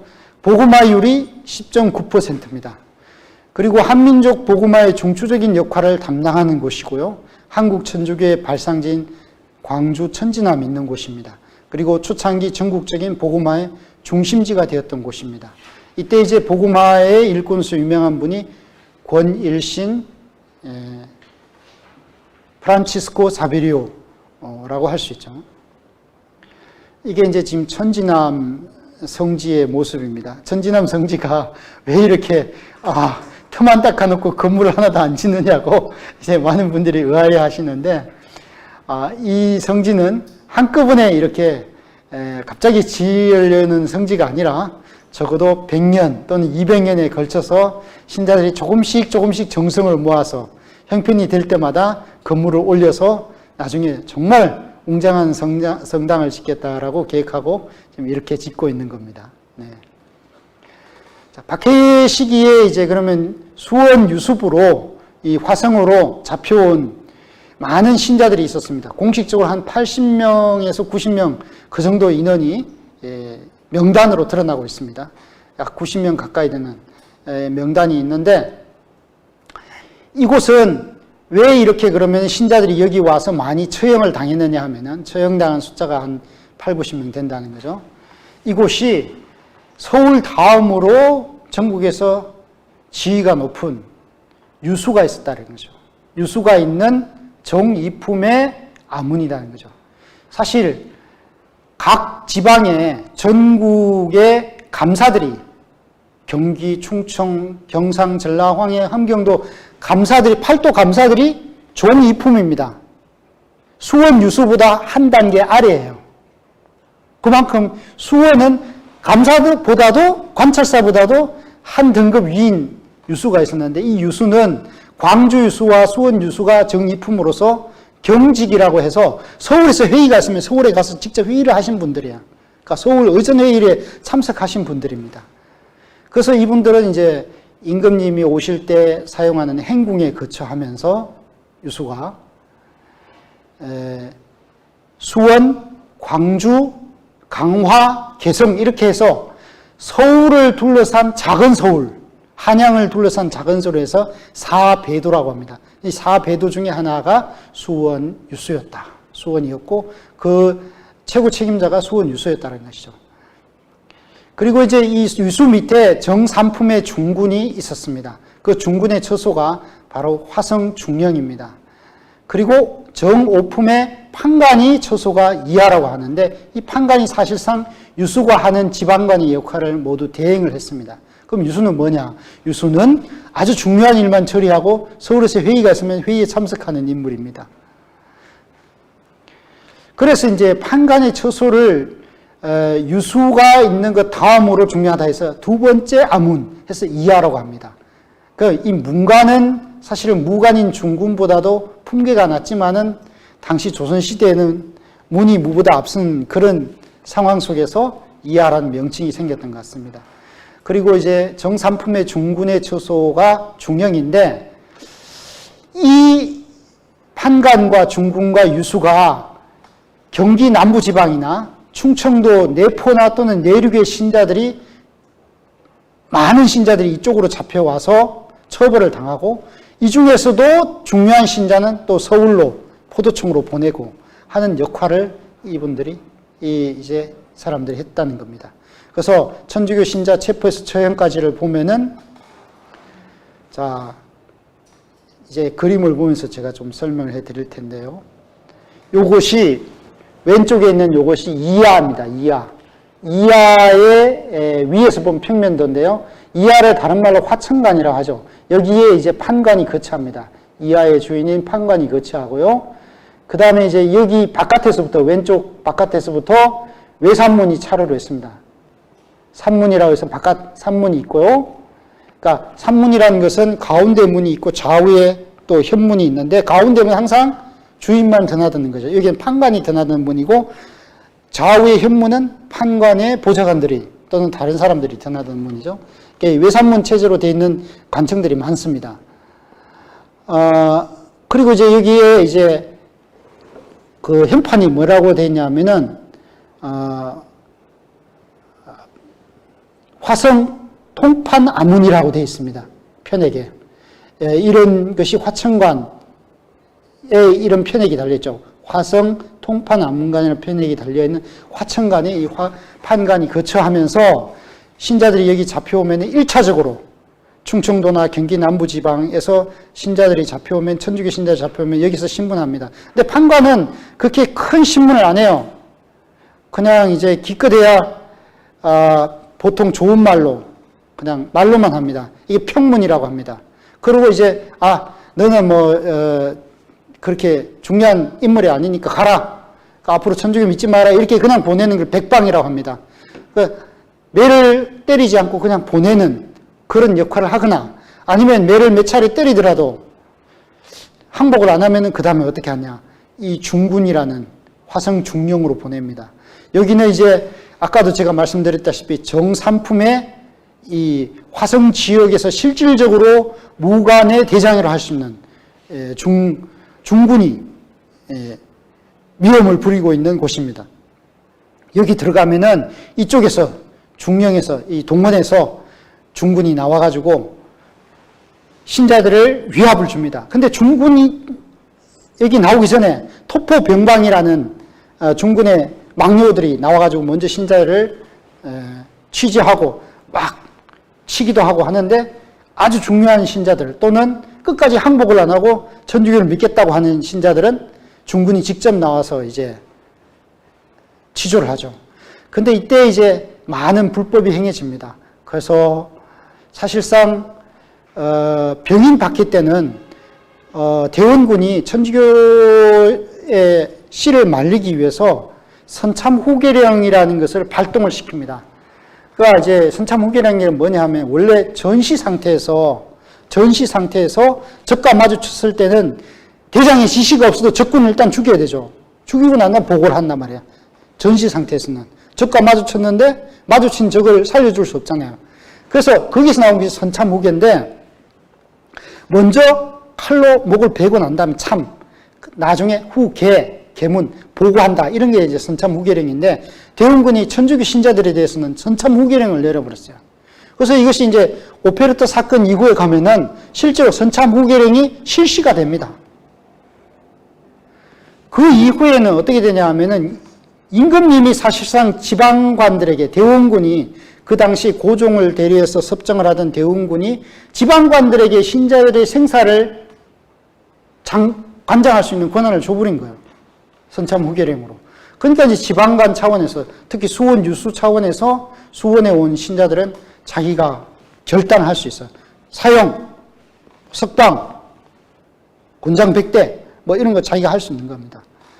이 중군이라는 사람은 특별한 일이 없으면 유수의 명령을 받고 위임을 받고 신자들을 치도하다 보니까 여기에서 그냥 뭐 많은 불법적인 사행이 있었어요.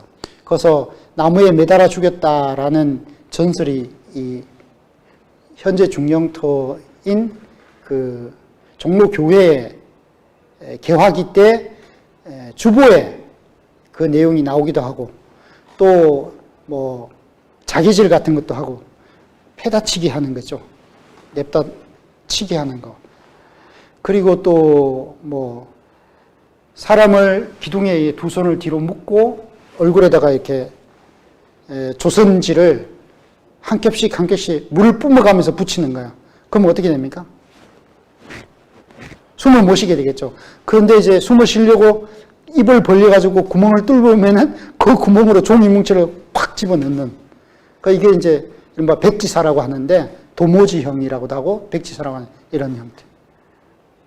뭐 이런 교수형 같은 거는 여기에서도 많이 이루어지지만은 감옥에서 여기 감옥이 있는데 화성의 감옥이라 해서 유명한 감옥에 이것은 이제 상상도에 불과하지만은 그러나 옛날에 감옥과 관련된 자료들을 현대 2000년에 수원시에서 여러 가지로 고증을 해서 만들어낸 이 도면입니다. 감옥의 도면인데 이게 1800년 신유박해 당시에 만들어진 화성전도, 왼쪽에 화성전도에서 요 부분에 지금 제가 커즈를 이야기하는 요 한가운데 요 동그란 부분이 있죠.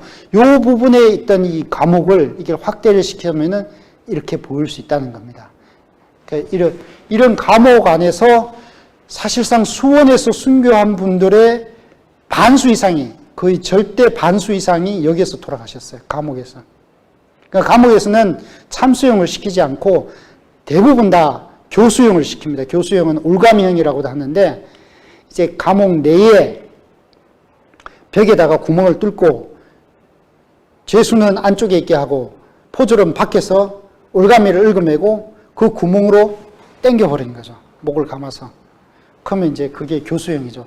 보통 이 교수형은 밤중에 아무도 모르게 이제 치러지기 때문에 이 교수형을 치르기 전에 많은 신자들이 분위기를 미리 감지하고 막 울기도 하고 막 비탄하는 소리들, 이런 것들이 감옥 주변에 있는 사람들에게 들리기도 했다라는 이야기가 전해지고 있는 곳입니다.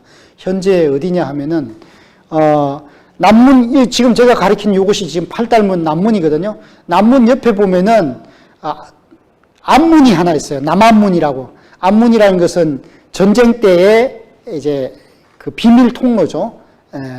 지금 우리가 보면은 저 북쪽에나 북안문이라고 실제 예전처럼 이렇게 복원을 해놨죠. 근데 그와 비슷하게 생긴 남안문이 있었는데, 남안문에서 위쪽으로 똑바로 간 거리에 이게 감옥이 있었어요.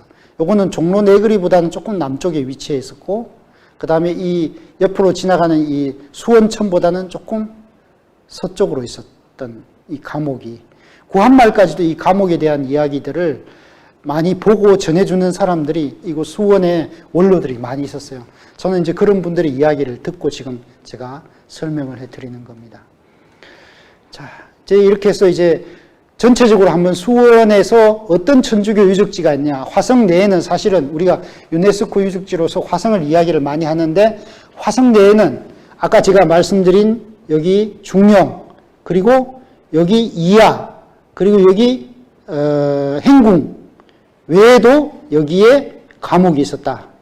그리고 보통 형장은, 공개적인 사형터는 남문박, 여기 장터, 그리고 북문박, 장안문박, 이 많은 넓은 곳, 이것이 이제 조선시대의 천주교 신자들의 사형터로 알려지고 있고, 또 일부 구전에 의하면은 여기 동남강루라고 높이 매단 강루가 있는데, 동남강루에서 이 밑에 모여든 군중들이 보는 곳에서 사형을 집행해서 참수형을 실시했다라는 이야기도 있습니다. 이제 화성이 결국 천주교와 아무런 관련이 없는 것이 아니라, 화성 내에는 이처럼 천주교 유적지가 상당히 많다라는 것을 말씀을 드리고, 앞으로 수원시에서는 천주교와 함께 이곳을 좀 더 이제 고급 관광지로 만들기 위해서는 이 유적지에 어떤 일정한 팻말을 붙이고 나름대로 설명서를 붙여야 되지 않겠냐, 저는 그런 생각을 해봅니다. 이렇게 해서 이제 수원에 관련된 이야기들은 이제 마무리를 하고요. 그냥 김대근 신부님에 대해서 수원교구와 어떤 관련이 있는가를 제가 먼저 말씀을 드리겠습니다. 김대근 신부님이 태어나신 곳은 충남 당진 우광면 송산이죠. 그 솔매라고 하는 것이 한자로 쓰면 송산이죠. 그 솔매에서 태어나셨지만은 서울을 거쳐서 7살쯤에 서울을 거쳐서 용인으로 오십니다. 한덕골에 오셔가지고, 수원교구죠. 한덕골에 계시다가 광파리골 거쳐서 또 이제 골고마실 가서 사시다가, 나중에는 이제 그 김재준 성인이 기회받기 때 돌아가시고 난 뒤에는 김대근 신부님의 어머니 고울술라라는 분은 은희성지 쪽에 가서 또 사시기도 하고, 뭐 그런 이 김대근 신부님의 집안과 수원은 상당히 밀접한 관계가 있습니다. 또 김대근 신부님의 아버지이신 김재준 이나시오 성인이 그 한덕골 옆에 구람이라는 곳에 공소가 있었는데, 공소는 교우촌 중에서 신부님이 와서 성사를 집행하는 좀 큰 규모의 교우촌, 성사를 집행하는 큰 규모의 교우촌을 공소라고 했는데, 그 공소의 회장이셨어요. 그렇기 때문에 공소 회장으로서 주변에 이제 신자들에게 영향력을 많이 미치신 분이시죠. 또 이제 김대근 신부님은 이 수원의 이 구람 공소로 직접 찾아오신 모방 신부님에 의해서 한국에서 최초로 천주교 신부 후보, 신학생 후보로 선발이 되신 그런 분이기도 하죠.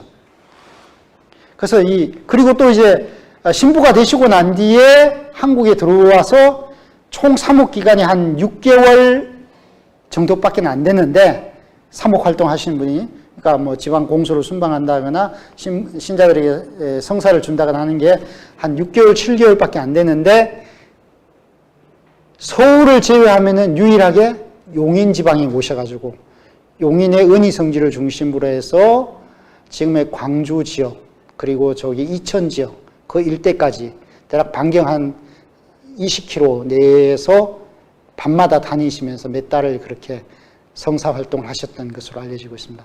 그러니까 김대근 신부님이 사목 활동을 하신 것은 서울을 제외하면은 전국에서 이 수원교구가 유일하다라는 걸 또 이야기를 할 수 있죠. 그만큼 이제 김대근 신부님은 수원교구와 긴밀한 그런 관계를 맺고 계신 분이기 때문에 수원교구인으로서 수원교구에 사는 신자는 물론이고 수원 지역에 사는 사람들은 김대근 신부님에 대해서 상식적인 면에서도 이 정도는 알아두셔야 된다. 그런 말씀 드리고 싶습니다. 김대근 신부님이 어떤 분이셨냐?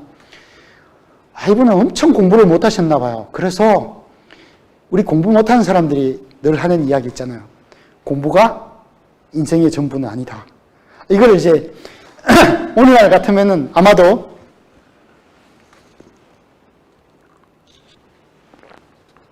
아마도 입에 달고 다니는 분이 아니셨을까 저는 그런 생각합니다. 왜냐? 한국에서 모방 신부님에 의해서 세 사람이 뽑혔어요. 신학생 후보로 최양업, 최방재, 김대건. 근데 이 김대건 신부님이 15살 때 신학생 후보로 뽑혔을 때 그때 다른 두 학생에 비해서, 그러니까 최방재와 최양업에 비해서 한 몇 달 늦게 뽑혔어요. 그러니까 최방재와 최양업은 2월, 3월에 뽑히는데 김대근은 7월 달에 뽑혔어요. 그 모방 신부님 굉장히 고민을 많이 했어요. 야, 이 친구는 5개월이나 늦게 뽑았는데 라틴어 공부를 아무리 시켜봐도 라틴 말도 못하고 교리 이해도 안 되고 다음에 보낼까? 이번에는 2명만 보내고 다음에 보낼까? 이 생각을 하셨던 분이에요. 근데 다음에 또 기회가 없을 수 있다. 그러니까 이번에 같이 보내자. 이렇게 해가 조선에서 1836년 12월 달에 마카오로 육로를 통해서 보냅니다. 이제 북경까지는, 북경 쪽으로 나갈 때는 이제 우리 그 연행사를 많이 다녀본 신자분들이 이제 이 사람들을 인솔해서 가고, 그 다음 북경 쪽으로는 들리지 않죠. 왜냐하면은 거기는 이제 중국의 경비가 엄한 곳이니까 그 부근, 그 다른 지역으로 피해가 가서 육로로 마카오까지 가는데 6개월이 걸립니다. 그러니까 1937년 6월 달에 이제 도착하는데 그 신학교에서 공부할 때도 매번 어디 아프다 그래요, 이분은. 실제로 보면 얼굴이 노랗고 머리카락은 그냥 노란 머리도 있고 흰색, 희색, 검은색 섞여가지고 막 엉망이에요. 그리고 공부를 가르치면은 잘 알아듣지도 못하고 그래서 맨날 아프다 그러고 실제로 보면 당시에 이제 신부님들이 그쪽에 프랑스 신부님들이 신학교를 운영을 했는데 그 신부님들이 보니까 야, 저러다가 제가 정말 공부는 제대로 하겠냐? 조선에 떼놓고 오는 게 오히려 낫지 않았을까? 그럴 정도로 그 포기를 한 상태예요. 근데 이제 이분이 왜 그렇게 됐느냐? 자기가 이제 스스로 이야기를 하는 게 있어요. 김대건 신부님이. 나는 무거운 그릇을 한번 들었다가 언제 옮기는 도중에 좀 삐끗해가지고 허리도 아프고 그 이후부터는 막 계속 건강이 안 좋아져가지고 온몸이 안 좋다. 소화도 잘 안 되는 것 같고 막 그런 이야기를 합니다. 근데 이제 동료 신부님들이 이제 나중에 결론 짓기를 이건 일종의 성장통이다. 그러니까 빨리 클 때, 어린애들이 빨리 클 때 청소년기에는 아픈 애들이 있거든요. 종종. 빨리 크다 보니까. 그런 거 아닌가. 이제 그런 이야기를 하는데 어쨌든 그래서 이제 이 김대근에게는, 신학생에게는 라틴 말을 잘 못하니까 프랑스 신부님들한테 교육을 받으면 무슨 말을 해야 되나요? 프랑스 말을 해야지 의사소통이 될 거 아니에요. 근데 프랑스 말을 정식으로 안 가르쳐줘요. 왜? 라틴 말이 당시에 공식적인 용어니까. 공식적인 문서에는, 교회 문서는 무조건 지금도 그렇지만 라틴 말을 썼거든요. 그러니까 라틴어를 못하는데 프랑스 말까지 가르치면 안 된다 이거예요. 그 김대근 신부가 그런 이야기를 합니다. 하소연을 합니다. 이제 자기가 잘 아는 신부님한테 쓴 편지에서 내 동료 토마는 프랑스어를 열심히 공부하고 있는데 신부님들이 나한테는 프랑스를 배우지 못하도록 금지를 시켰다. 그래서 내 마음이 너무 아프다. 그런 이야기를 합니다. 그리고 뭐 교리나 이런 부분에 있어서도 다 떨어졌죠. 3명이 갔는데 3명 중에 3등입니다. 그 꼴찌입니다. 꼴찌도 확실한 꼴찌입니다. 왜냐하면 비슷비슷할 때는 이게 등수가 바뀔 수 있잖아요. 이분은 늘 맡아놓고 꼴찌입니다. 제가 이제 김대근 신부님 입장에서 한번 생각을 해보면은, 야, 정말 저렇게 이제 밑바닥에 깔려가지고 일종의 왕따 비슷한 거를 당하셨는데, 뭐 신부님들이 왕따를 하기 위해서 왕따를 당한 게 아니라 학업 성적이 낮으니까 어쩔 수 없이 기초적인 것만을 가르쳤는데, 본인 생각에는 엄청나게 이제 차별 대우를 받는다고 생각했겠죠. 그러나 그것을 드러낸 적은 없습니다. 한 번도 드러내지는 않고 늘 편안한 마음으로 아예 꼴찌 자리를 맡아놓고 했다 이거죠. 꼴찌 당상입니다. 이게 바로 김대근 신부님의 영성이 아닌가, 저는 그런 이야기를 감히 하고 싶습니다. 왜냐? 누구든 꼴찌가 되면은 거의 벗어나려고 합니다. 꼴찌를 다른 사람에게 물려주려고 합니다. 그러니까 탈꼴찌를 하기 위해서 엄청나게 애를 쓰죠. 그러니까 다른 사람하고 막 비교도 하고 그 사람에 대해서 안 좋게 생각도 하고 자기보다 위에 있는 사람들에게 나쁜 말들을 많이 하는데, 김대근 씨는 일체 그런 게 없었어요. 편안했어요. 내가 깔아줄 테니까 너희들은 늘 잘 그냥 나가. 그런 거예요. 되게 중요한 인간미라고 생각합니다.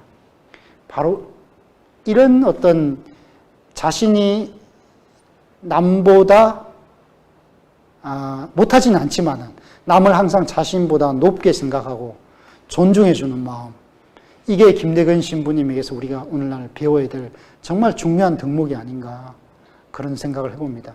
근데 이분이 갑자기 변화가 일어나요. 언제 변화가 일어나냐? 이 이제 마카오를 떠나서 북방으로 올라갈 때 프랑스 군함에서 당시에 통역을 구하는데, 김대근 신부나 최양업 신부가 이제 최방재라는 분은 가서 한 3개월 만에 일찍 병사를 합니다. 그래서 두 분만 남게 되는데, 최양업 신부와 김대근 신부가 광둥어, 당시 이제 마카오 지역은 광동 지역이잖아요. 그러니까 중국 남부 광둥어는 북경어하고는 또 다릅니다. 그래서 광둥어를 하면서 또 이제 나름대로 프랑스 신부님들한테 교육을 받았으니까, 한 5년 받았으니까, 그래도 좀 귀로 들은 프랑스를 한단 말이에요. 그러니까 이 사람들을 통역으로 쓴 겁니다. 군함의 통역으로. 그래서 군함의 통역으로 있으면서 메스트르 신부님과 함께 군함에서 이제 북쪽으로 요동지방으로 올라오는 그 사이에 한 1년 못 되는 한 6개월에서 7개월 정도 사이에 굉장히 건강이 좋아집니다. 그러니까 군함에서 이제 치료제를, 좋은 약을 써가지고 이전에 있었던 뭐 가슴병, 뭐 위장병 이런 거 다 싹 고치고 굉장히 몸이 튼튼해지면서 아주 머리도 맑아지고 명석해지는 거죠. 그럼 원래 머리가 명석한 분이셨는데 건강 때문에 이게 좀 오랫동안 이렇게 학업 성적이 안 좋았던 거죠. 그리고 이제 의학 실력이 굉장히 높아집니다.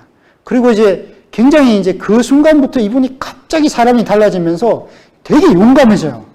뭐 원래부터 용감했겠지만은 그런 게 드러나게, 동료보다 아주 뛰어나게 아주 용감한 게 드러나 버립니다.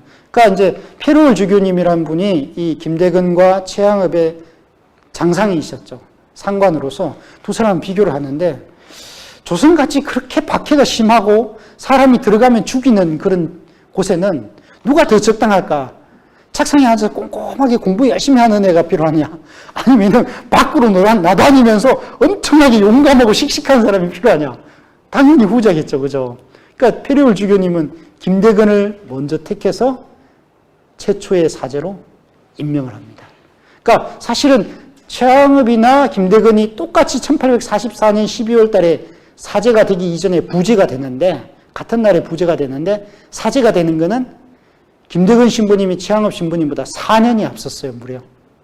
그 사이에 이제 여러 가지 우여곡절이 있었지만은, 이처럼 이제 사실은 꼴찌였다가 1등이 되잖아요. 한국에서 가장 먼저 한국인 사제가 되는 분이 김대근 신부님이잖아요. 그렇게 된 이유가 있어요. 이분은 엄청 용감하셨어요. 그 뼈리올 주교님이 지시를 합니다. 압록강 변문 쪽으로는 기해박해 이후에 너무 단속이 심해져가지고 조선에서 안 한다는 거죠. 천주교 신자들이 왔다 갔다 한다는 걸 알고 경비를 아주 강화시켜버립니다. 그러니까 이제 갈 데가 없으니까 이제 천주교 선교사들이 조선에 들어가기 위해서는 압록강 쪽의 문 말고 저쪽에 두만강 쪽으로 어떻게 조선에 들어가는 게 없느냐, 있다 이겁니다. 그러니까 2년에 한 번씩 경원이나 회령에서 그 지금의 훈춘 지역이죠. 동해안 연안에 있는 지금 러시아 땅이죠. 거기랑 이게 국경장을 하는 겁니다. 2년에 한 번씩 국경에 있는 변경민들이 러시아 사람들이 러시아와 중국 사람들이 또는 만주인들이 이 조선 땅의 경원에 들어와 가지고 장시를 여는데 한나절에서 반나절 딱 열고 쫓아보내버리는 그런 2년마다 한 번씩 장시가 있었는데 이걸 이용해 가지고 신자들하고 만나러 가라는 겁니다. 근데 이제 이 동북반 진입로를 가는데 무려 800km나 되는, 그러니까 왕복이 800km니까 약 한 400km 정도 되는 거죠. 가는데 한 달 걸립니다. 그 겨울에, 한겨울에 썰매도 타고 막 걸어가는데 특히 어디서 굉장히 힘드냐 하면은 백두산 밀림지대를 가는데 여기는 호랑이, 곰, 뭐 늑대, 큰 새, 아마 독수리 종류라고 생각했는데 이런 것들이 나와서 사람을 해친다고 그렇게 서술이 되어 있습니다. 근데 그 사람들이, 여행객들이 혼자서는 못 다니니까 떼를 지어서 최소한 20명, 30명 이렇게 중무장을 하고 무기를 쫙 걸치고 떼를 지어서 그 밀림을 지나가도록 되어 있는데 그 길을 김대근 신부님도 이제 동행인 그 중국 안내자 한 명하고 이렇게 같이 지나갑니다.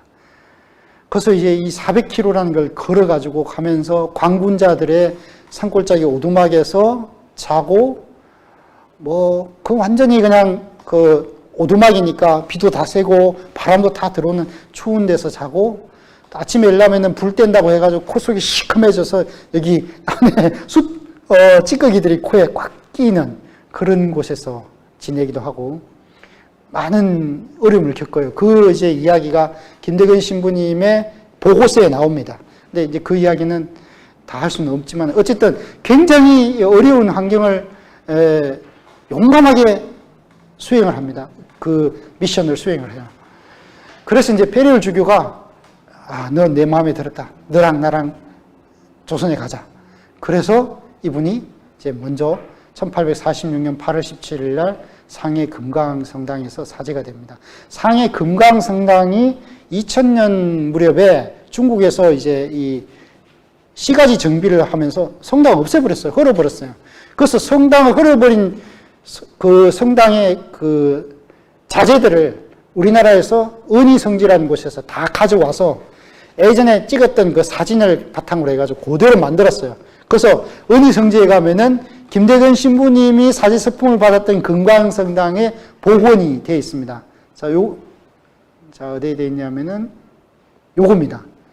여기 지금 은희성당에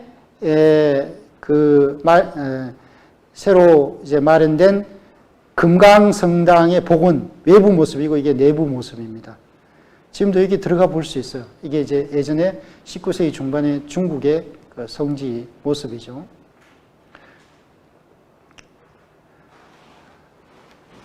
자, 이분은 제가 이제 이야기를 하려고 하는 것은 인간적인 면모뿐만 아니라 애국심이 굉장히 강했다는 이야기를 하고 싶습니다. 무슨 말이냐면은 이분이 물론 이제 선교사들을 위해서 지도를 그리지만은 이분이 그린 지도가 조선 전도라는 지도가 있어요. 이 지도를 보면은 자 여기 오른쪽에 이게 조선 전도입니다. 좀 특이하지 않아요? 뭐 오늘날 지도와 거의 비슷하게 생겼지만은 자세히 보면 이게 울릉도 옆에 우산이라고 해서 독도를 표기를 하고 있습니다. 그러니까 이 조선 전도와 19세기에 나오는 몇몇 지도에서 독도가 표기되어 있습니다. 우리나라 모든 지도에서 독도가 다 표기되어 있는 거 아니에요. 근데 이제 유명한 사람이 그린 지도들에는 이 독도 표기가 많이 되어 있는데 김대근 신부님이 그린 이 지도에도 독도가 이렇게 표기되어 있다라는 거.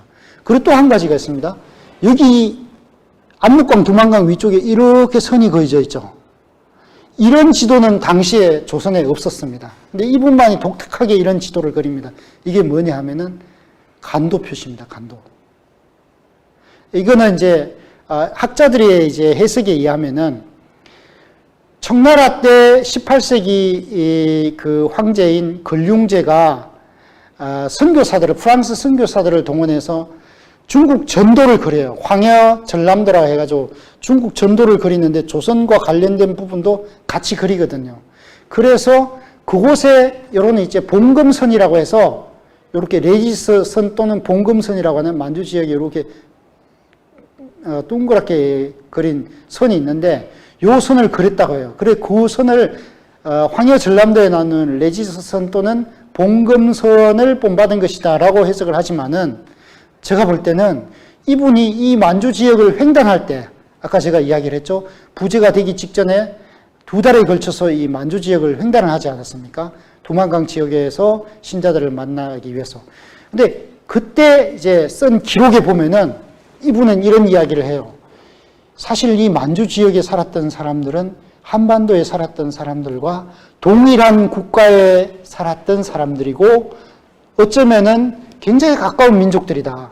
그러면서 고구려와 발해의 땅이고 옛 고조선의 영토라는 것을 은근히 암시를 합니다. 네.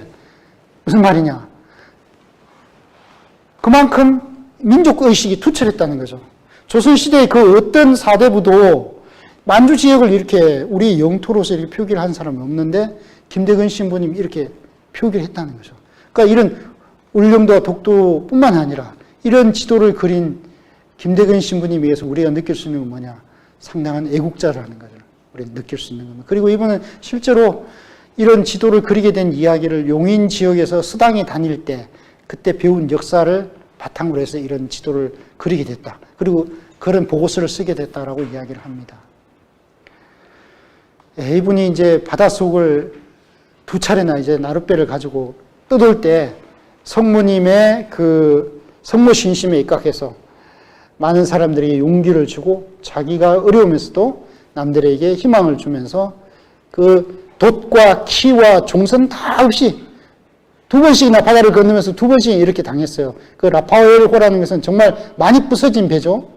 그럼에도 불구하고 이걸 타고 황해바다를 건너가 중국으로 갔고 다시 황해바다를 건너서 한국으로 들어왔습니다.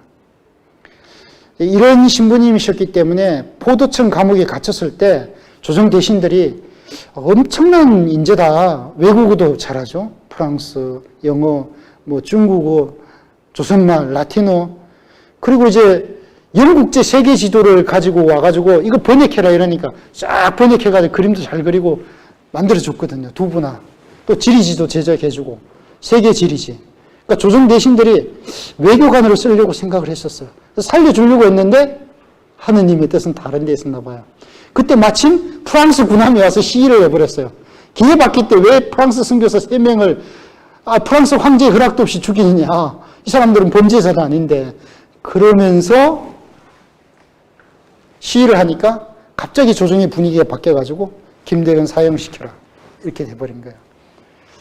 그래서 이제 김대근 신부님은 우리나라 최초의 사제로서, 한국인 사제로서 한국인 사제 순교자, 사제로서 최초의 또 순교자가 되는 그런 영광을 차지하고 오늘날 이제 유네스코가 정한 2021년 그의 탄생 200주년을 맞이한 올해의 유네스코 기념 인물이 되기까지 합니다. 김대근 신부님과 관련돼서 더 많은 설명할 수 있겠습니다만은 제가 말주변이 좀 부족해서 시간도 많이 지나고 해서 오늘 여기에서 마칠까 합니다. 네, 감사합니다.